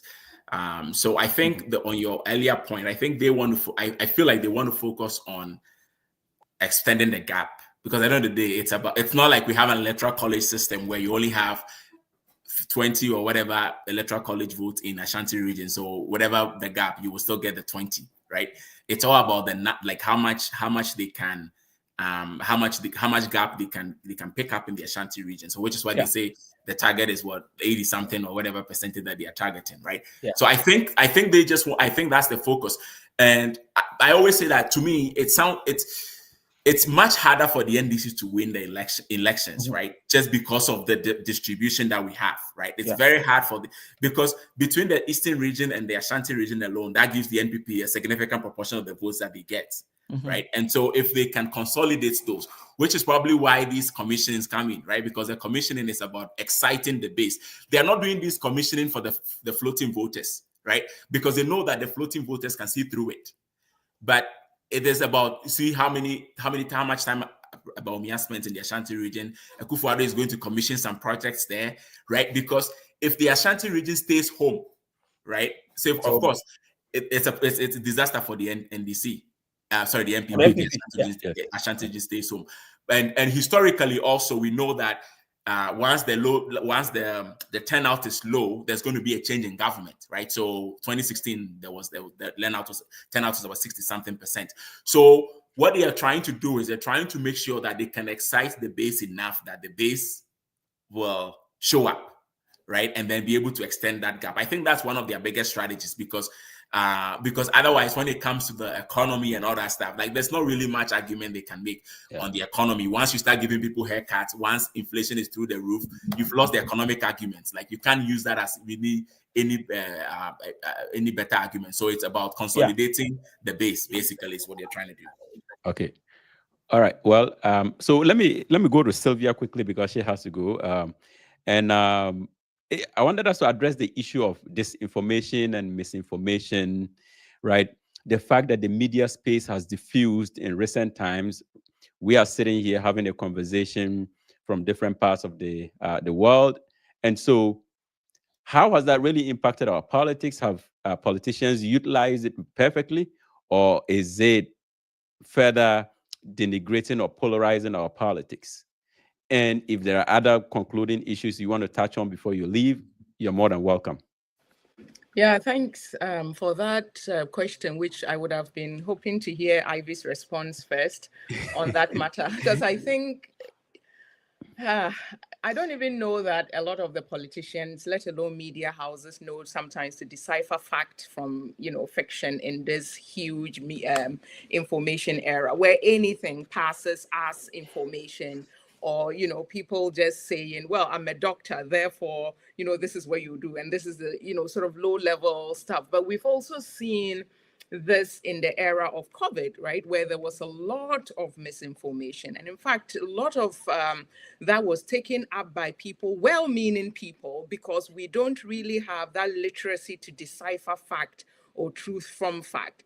And of course, in any media campaign and in any kind of information society, people want to latch on to what sells.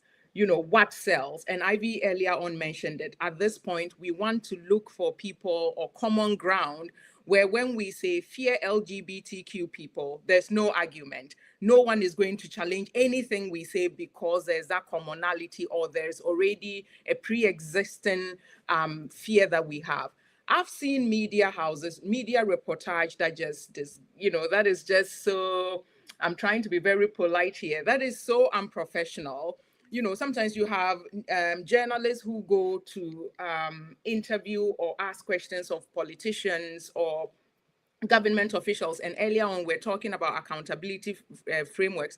And it almost seems as if they are asking questions to allow these politicians to further propaganda, right? Propaganda that isn't real. So the question becomes, how do we really educate our young people? Because, to a large extent, perhaps we can say that we've lost the older generation in some issues, but we have a future to protect. How do we really educate ourselves to be critically minded, critical thinkers? When a politician says this, can we ask questions? And I do see some of these pushbacks in terms of people asking various questions, but more importantly, to know our own history, right? I mean, in the first place, a lot of Ghanaians still don't even understand how slavery impacted the economy or the country or what that did to us as a people. And I may be going into deeper issues, but these things are very important. They were really important to our independence in terms of also making sure that we could be aligned to people outside of our small countries. I mean, a lot of us don't. We live with other countries. We are bordered mostly by francophone countries. A lot of people don't really understand that it was colonialism that separated us from these other people. How are we bridging those kinds of gaps? Is there a party that is talking about Pan-Africanism actively? Because if we are going to talk about decolonization, if we are going to kind of see the sorts of economic progress that just does not repeat the mistakes of the Western models of democracy that we seem to be blindly emulating, we are going to have to go beyond election cycle after election cycle.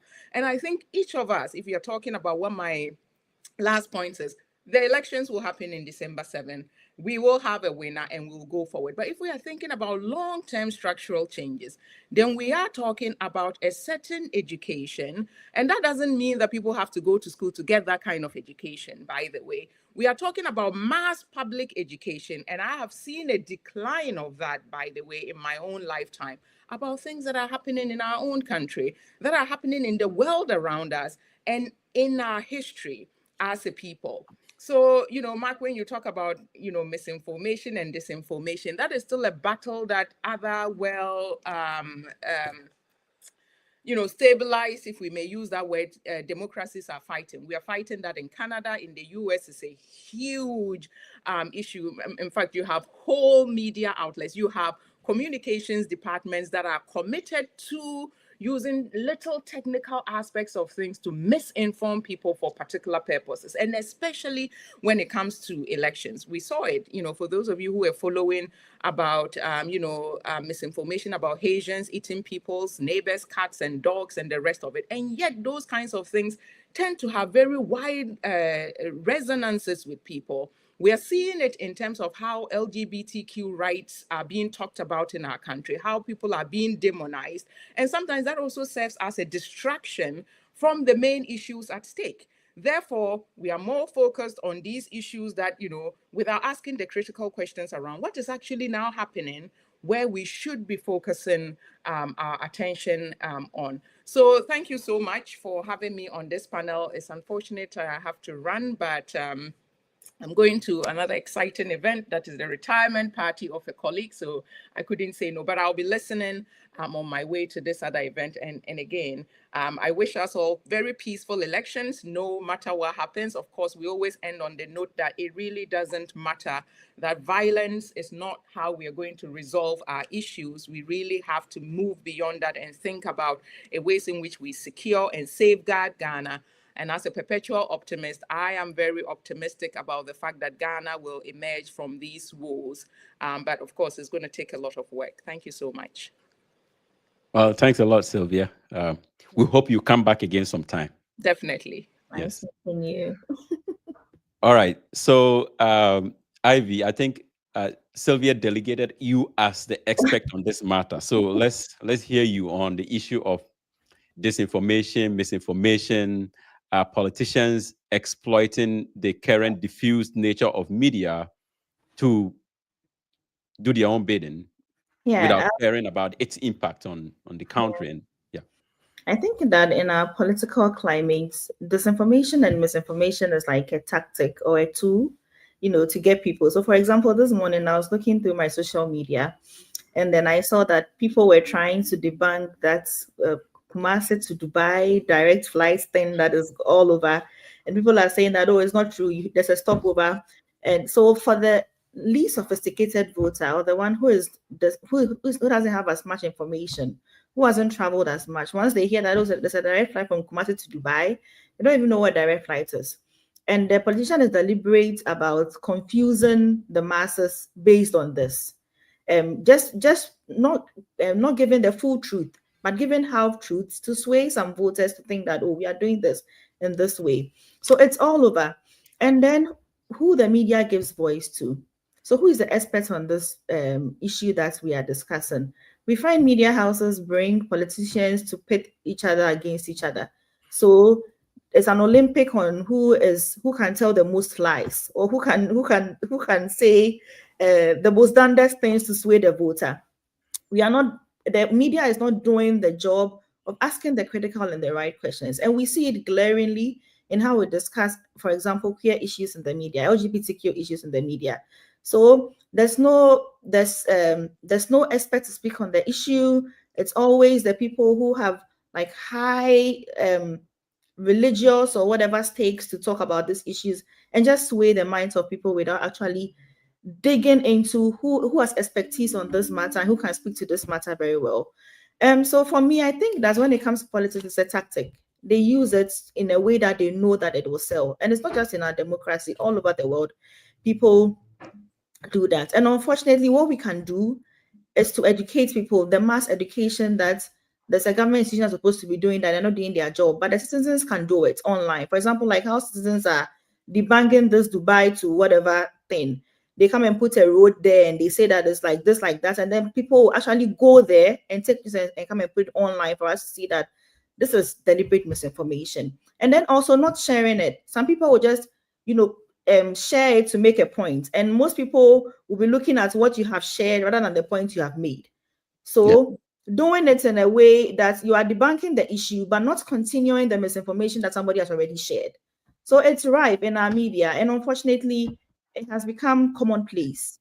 And the only way we can do it is to be citizen vigilantes online to debunk what people, how the politicians deliberately misinform us. And our media should also know their role, that they're supposed to inform us with the truth and dig for the truth and tell us the truth as people who are relying on them for that information. Yeah. I mean, and even now, politicians set up media houses. Recently, there was a guy that was picked up from a radio station in Kumasi, I think Chairman Wuntumi's radio station. He was, giving out different dates for the election, saying that as the day of the election was designated for only specific candidates, and then another set of candidates were to be voted for on another date.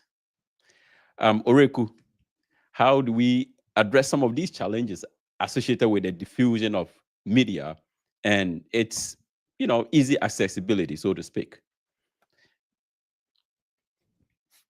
Or has one of the political parties mastered it more than the other? And yeah, I haven't really, and I know Ivy and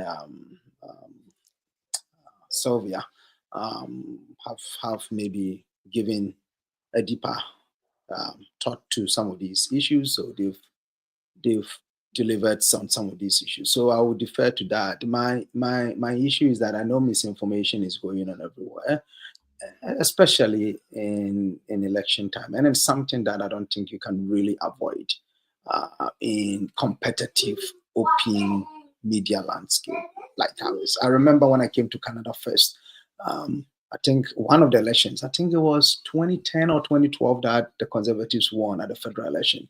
There was a guy who was making phone calls in some constituencies telling them that their polling station has been changed and moved here and there. And they instituted a whole committee to look into that. And they found out that somebody was really doing that. And it was a big issue. It was a big issue. I don't know, maybe Isaac, you remember that. Seen him. It was a big issue. So those are things that will go on in any competitive elections, because all these political parties, whether in the US or in Ghana or in Canada, everywhere, they have people designated for propaganda. And I remember until recently, NDC had a designated position for propaganda. And so that was a long time ago. That was a long time ago.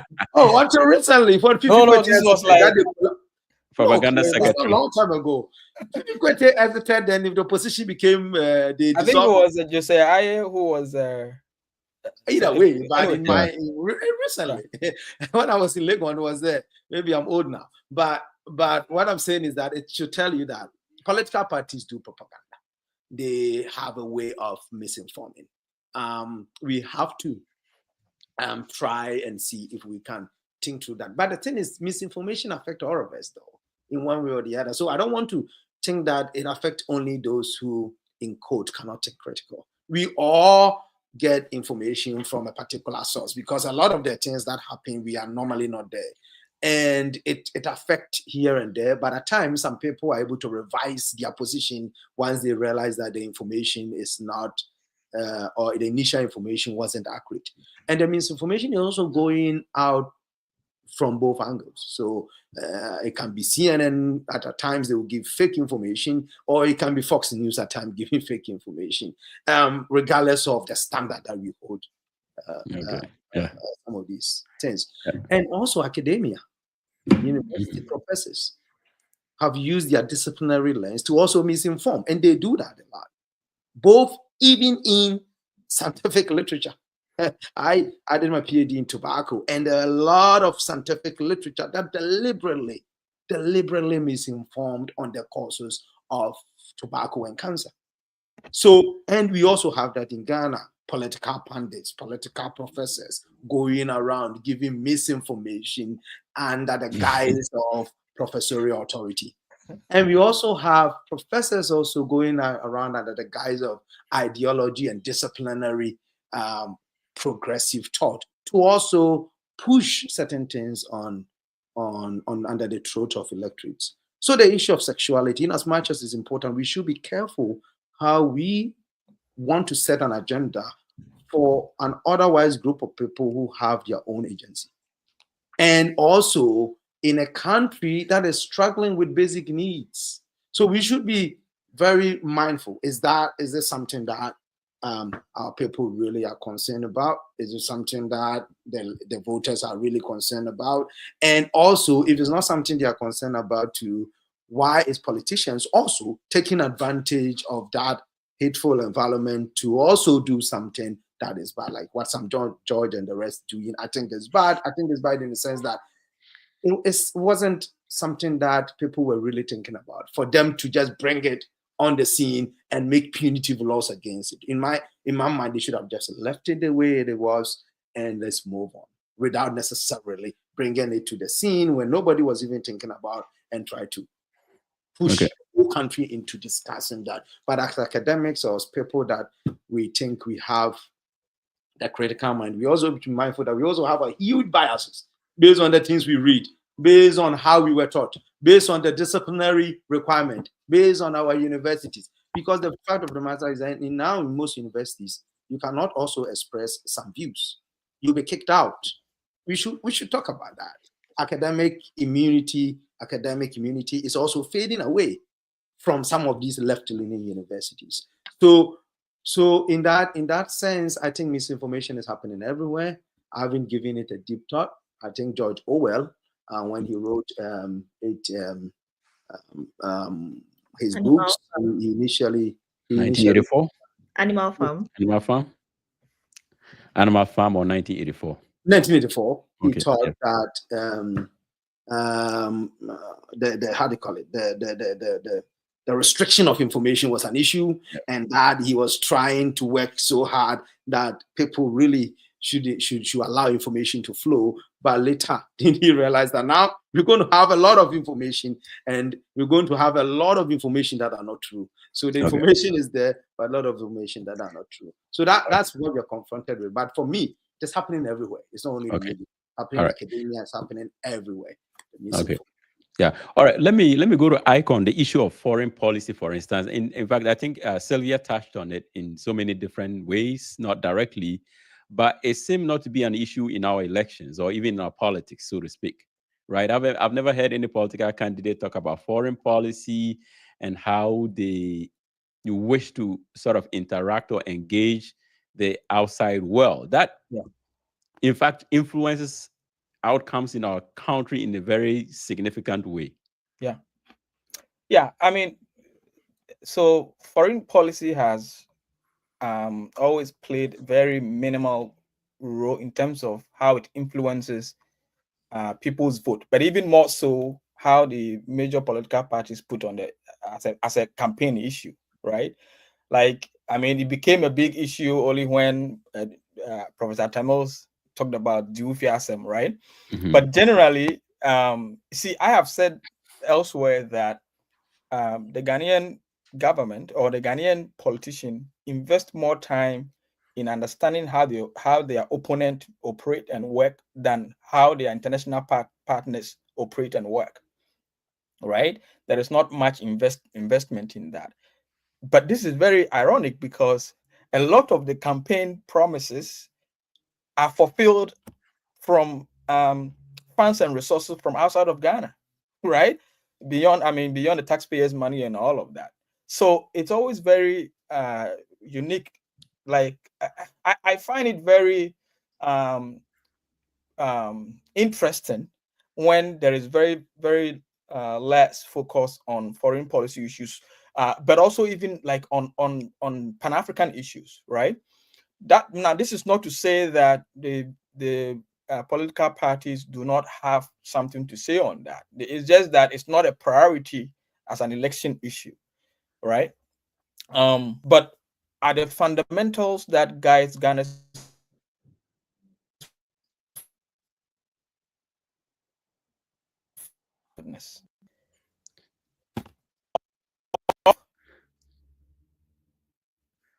Okay.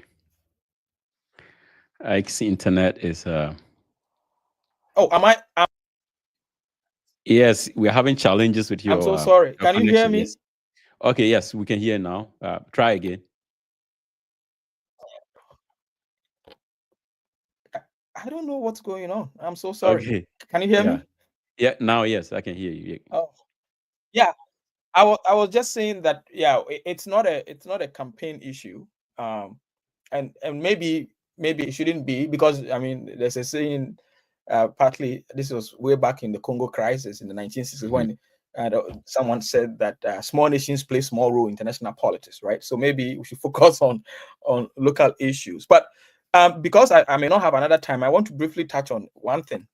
We haven't talked about the institutions that conduct elections in Ghana, the electoral Yes, commission, yes. That was the right? last issue I wanted us to talk about. Yes. Oh, okay. You want to? Okay. So let me Yeah, but you can go just say ahead. Just take it something from there, there, right? and then I'll come to everyone else, and then we conclude. Yes. Okay. So see, we have come a long way when it comes to our democratic journey, and we all know that Ghana remains one of the Africa's most stable democracies. We have had turnover of elections, but I believe that is largely the Electoral Commission played a very important role in bringing about that. And a lot of people are not happy with the way our Electoral Commission, especially in contemporary, like now in the last few years, how the Electoral Commission functions. And so that's a concern for me and for a lot of other people. And it's not because it's not because people cannot necessarily trust the Electoral Commission of Ghana, but it's because of some of the actions and inactions of the Electoral Commission over the years, right? Look at the recent case of the media accreditation, right? Because our elections, unfortunately, are do and die issues, okay?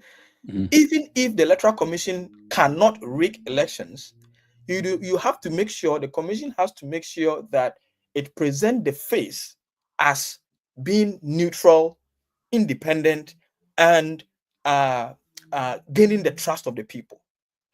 I feel like over the years, there is a lot of mistrust with the Electoral Commission.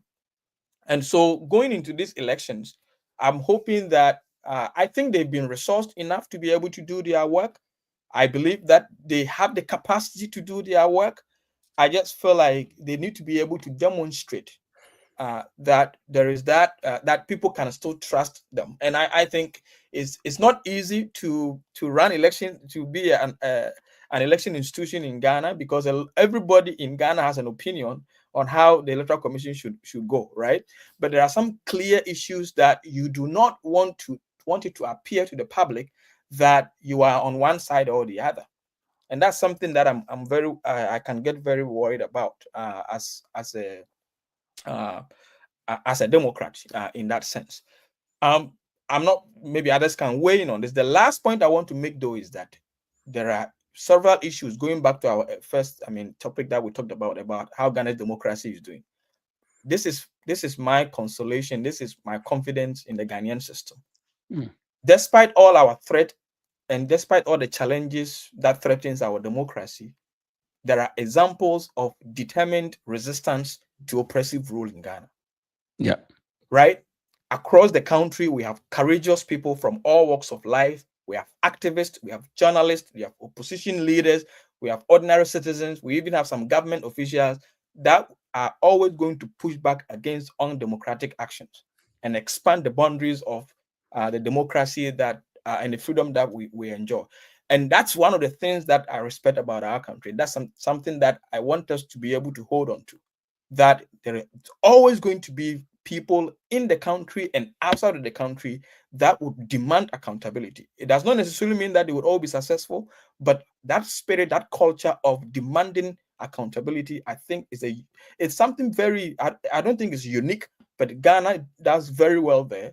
And that domestic resistance to oppressors rule is something that I think, despite all the challenges that we have, is something that I think we should continue to hold on to. And that gives people. So who win the election? Oh, you want me to start on that? You want to predict? I think this election. So I have a couple of things to say on that. Number one, it's gonna be, so the duopoly has come to stay. We are not gonna have a third party win the elections. That one is obvious, right? Yeah. Almost all the polls suggest a win for the NDC's Mahama, and that's mostly based on President Kufuor's unpopularity and the poor leadership, and on the state of the economy. Right now, here is the thing that I was trying to get Alfred to talk about. The NPP does not have to be popular in most regions to win the next election, this election. Okay, so the general mood and economy would suggest that the NDC will win the election. And I think that's what most likely is going to happen. But the NPP knows this, and that's why they are saying that it is possible. So I think what we are going to see is that the NPP is going to be, in the last few days, is going to be continue to be very strategic in going to strongholds where they just need to increase the voter turnout and increase percentages. Okay, if that works, then we are in for a runoff.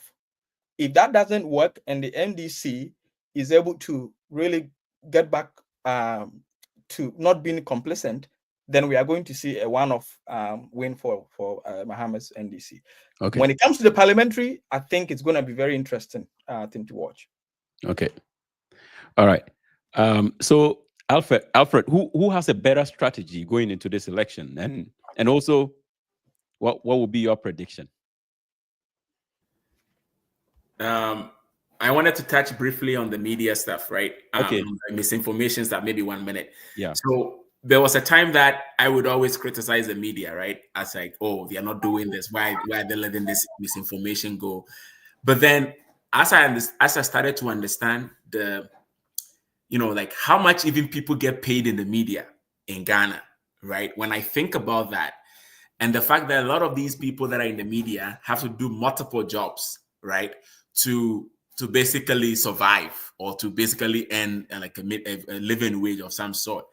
Then I started lowering my expectations of the media when it comes to trying to check misinformation, especially from the political people and all of that. So I like what Ivy said, because it's really about that citizen journalism, right? It's about the people that have the expertise, contributing their quota, contributing their bit to try to check misinformation. Because I do not think, because of the way the media landscape operates in Ghana, we will be able to rely on the media to check that information, right? They get a lot of technical things. Like recently, like there was this oil find in Afina. There was a whole bunch of things that was happening with Springfield. They just got a press release and then the media just published it. Probably doesn't even understand what is in there. They're just publishing. Like, I don't think, I think so. I think everybody should really be, I would say that everybody should be measuring their expectation or managing their expectations when it comes to the media, just because of how things work, in the landscape there. In terms of who has a better strategy, I don't think anybody has a better strategy. I think everybody has you know, what they, like Ike was saying about NPP trying to focus on those areas, right? I think that's where they want to. Whereas the NDC is also trying to just, you know, well, trying to, I don't know if it's guilt trip people or like basically try to say that, well, show us them not to about, but look at your life right now and vote, basically, right? Because that conversation goes for the NDC in that sense, right? Because it's about, if it's about the economy, it's about standard of living right now, if it's about cost of living, all that stuff, there's no way the NPP wins the election based on that. So I think everybody's trying to hit on those, on their strong points, right? That's why the NPP keeps saying it's about the economy. It's about the economy because, yeah, it's about the economy, right? So, but the NPP thinks that if they can excite the base with all these commission, I'm pretty sure they're going to probably commission some of the Agenda 111 projects this week, even though they are not ready for commissioning. Some of them might get commissioned, right? Because again, it's about just exciting the base. In terms of who is going to win, like I said, I think the election is going to be close. Right, I think the NDC should win the election. The NDC should win the election, right? That would be my prediction. But I think it's very close. But I think the NDC is going to win the election. All right. Okay. So Oreku, I mean, you concluded. So give us your prediction. Oh, the prediction. So there are two. I mean, I want Bawumia to win. I mean, I normally don't care about expressing my views openly to people. I want Bawumia to win. I think despite all the challenges, the economic issues that they haven't been able to manage it well. He was a mate. So I like that analogy. Looking on the ground, I don't see that possibility. I think NDC will win. Looking at the historical trend and looking at the fact that it's NDC's election, it's NDC's election to lose. If they lose, then the blame is on NDC. They will find excuses on electoral commission. They will blame a lot of things. They will do their shenanigans. It's up to them. But I think NDC going into this election, they are very lucky that NPP messed up, and that in that sense, they haven't really done a solid campaign. They unlike the campaign of 2000, where they approach it from three fronts. So Rawlings on the other side, Mahama on the other side, Atamos on the other side. 2008. 2008, yes. They campaigned solidly. They campaigned really well. 2012, they campaigned really well. I don't see that campaigning going on. The problem is that the macroeconomic indicators, inflation, all those indicators are not good. They are not good. So I think NDC will win this election. And they should, like Alfred put it. My bias is Bawumia. But okay. You might not. We know you don't care about the country. But Baruku, are you more interested in NPP winning or Bawumia? Because those could be two different things, right? I mean, anyway, sorry. No, but no, it's not everybody. It's not every MPP who wants Bawumia to win, right? That's what I'm asking. No, that's what I'm saying. It was a question to me, and I'm saying that NDC will win. Yeah. Looking at all the calculations, looking at all the permutations, my bias. Okay. Is Bawumia. All right. And I'm not shy talking about my bias. I think people should freely talk about their bias, and also put the objective there if they want to. So all the indicators point to NDC winning this election. They should win. If they don't win, then it's their fault not winning this election. All right. Okay. So let me conclude on this with Ivy. What's your final take, and are you willing to make a prediction? Nope, I have no prediction. I do hope that whoever wins have all of our interests at heart. I also think that the ATS thing puts NDC in a very good position. So I just reiterate what Oreku said. It's their election to win. If they don't win, it's their fault. So yeah, but I'm not predicting anything. Can we interrogate that in a little bit? Like, why are we saying if they don't win is what explains that? Everything I'll just add that the NPP has grouped on a lot of issues. Yeah. Economic, really whatever. There's a lot of things that the NPP has really disappointed Ghanaians on. And so the NDC is very well placed to win this election based on those factors. And then also Ghana has been known to do this ATS, this party, ATS, that party. So it's also in their favor. So if they're able to work all those things And then they also work the other things that they feel are not very important, like gender. And I keep coming back to it. It will be in their favor. So it's the election to win from my perspective, but I'm not calling it. It's going to be very. Mark, the reason why I'm asking this Who question do you is want because to win? Sorry? Who do you want to who do you think will win, and who do you want to win? Me? Yeah. I spoke first. I already said he said NDC is going to win. That's what he said. I think we're all saying the same thing. I'm saying that if based on the economy, based on the how unpopular the NPP is, the NDC ought to win this election. But there is something about strategy and how elections are won in Ghana that makes all of us making very cautious prediction, right? Because there is something about how to win elections in Ghana that is not just about economy, right, Alfred? There's something else. Yeah. Oh, of course, there's something. I mean, you have to still do a good campaign. You have to still monitor the votes that come to you. Exactly. You So I think that's the point. The point is how do you put in the machinery? And I think NDC should have the capacity to do this. These are basic things that with NDC, with their caliber and what they have been able to do, they should be able to do some of these things. But my worry is not even who wins. My worry is who will be able to functionally move the country forward after that. Okay. I don't think NDC will be able to deliver it. Okay. All right. But there's somebody, a former NPP person, who has an opinion that if NPP wins the election, they are not going to respect Ghanaians. Given the level of depravity that has taken place in their, the period that they have run the country, things have degenerated to a point where the opinion is that if you bring them, basically you're going to be punishing bad, you're going to be rewarding bad behavior by voting them. And so there will be total lack of respect for electorates and lack of accountability. That's an opinion that a former NPP member holds. And I think a lot of Ghanaians share in that opinion. And the overwhelming position by many is that the issues are not in NPP's favor. But again, elections have a strategy to them. It's famously said that elections are won at the polling station. Yeah. So election day matters, and whoever is able to strategize perhaps would come out of this the victor.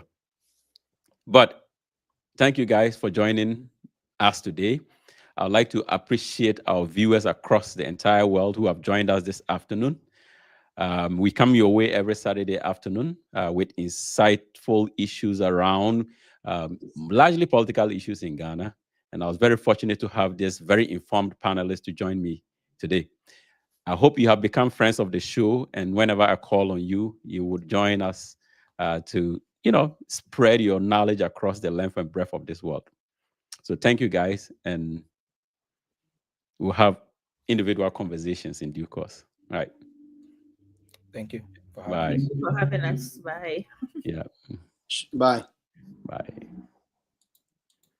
How do I sign off?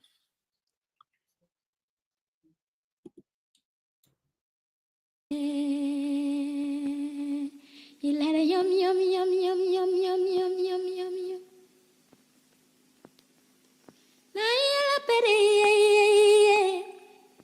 mat nayela pese. You let a yum yum yum yum yum yum yum yum yum yum. Nayela pere muna kapela chora kakisa.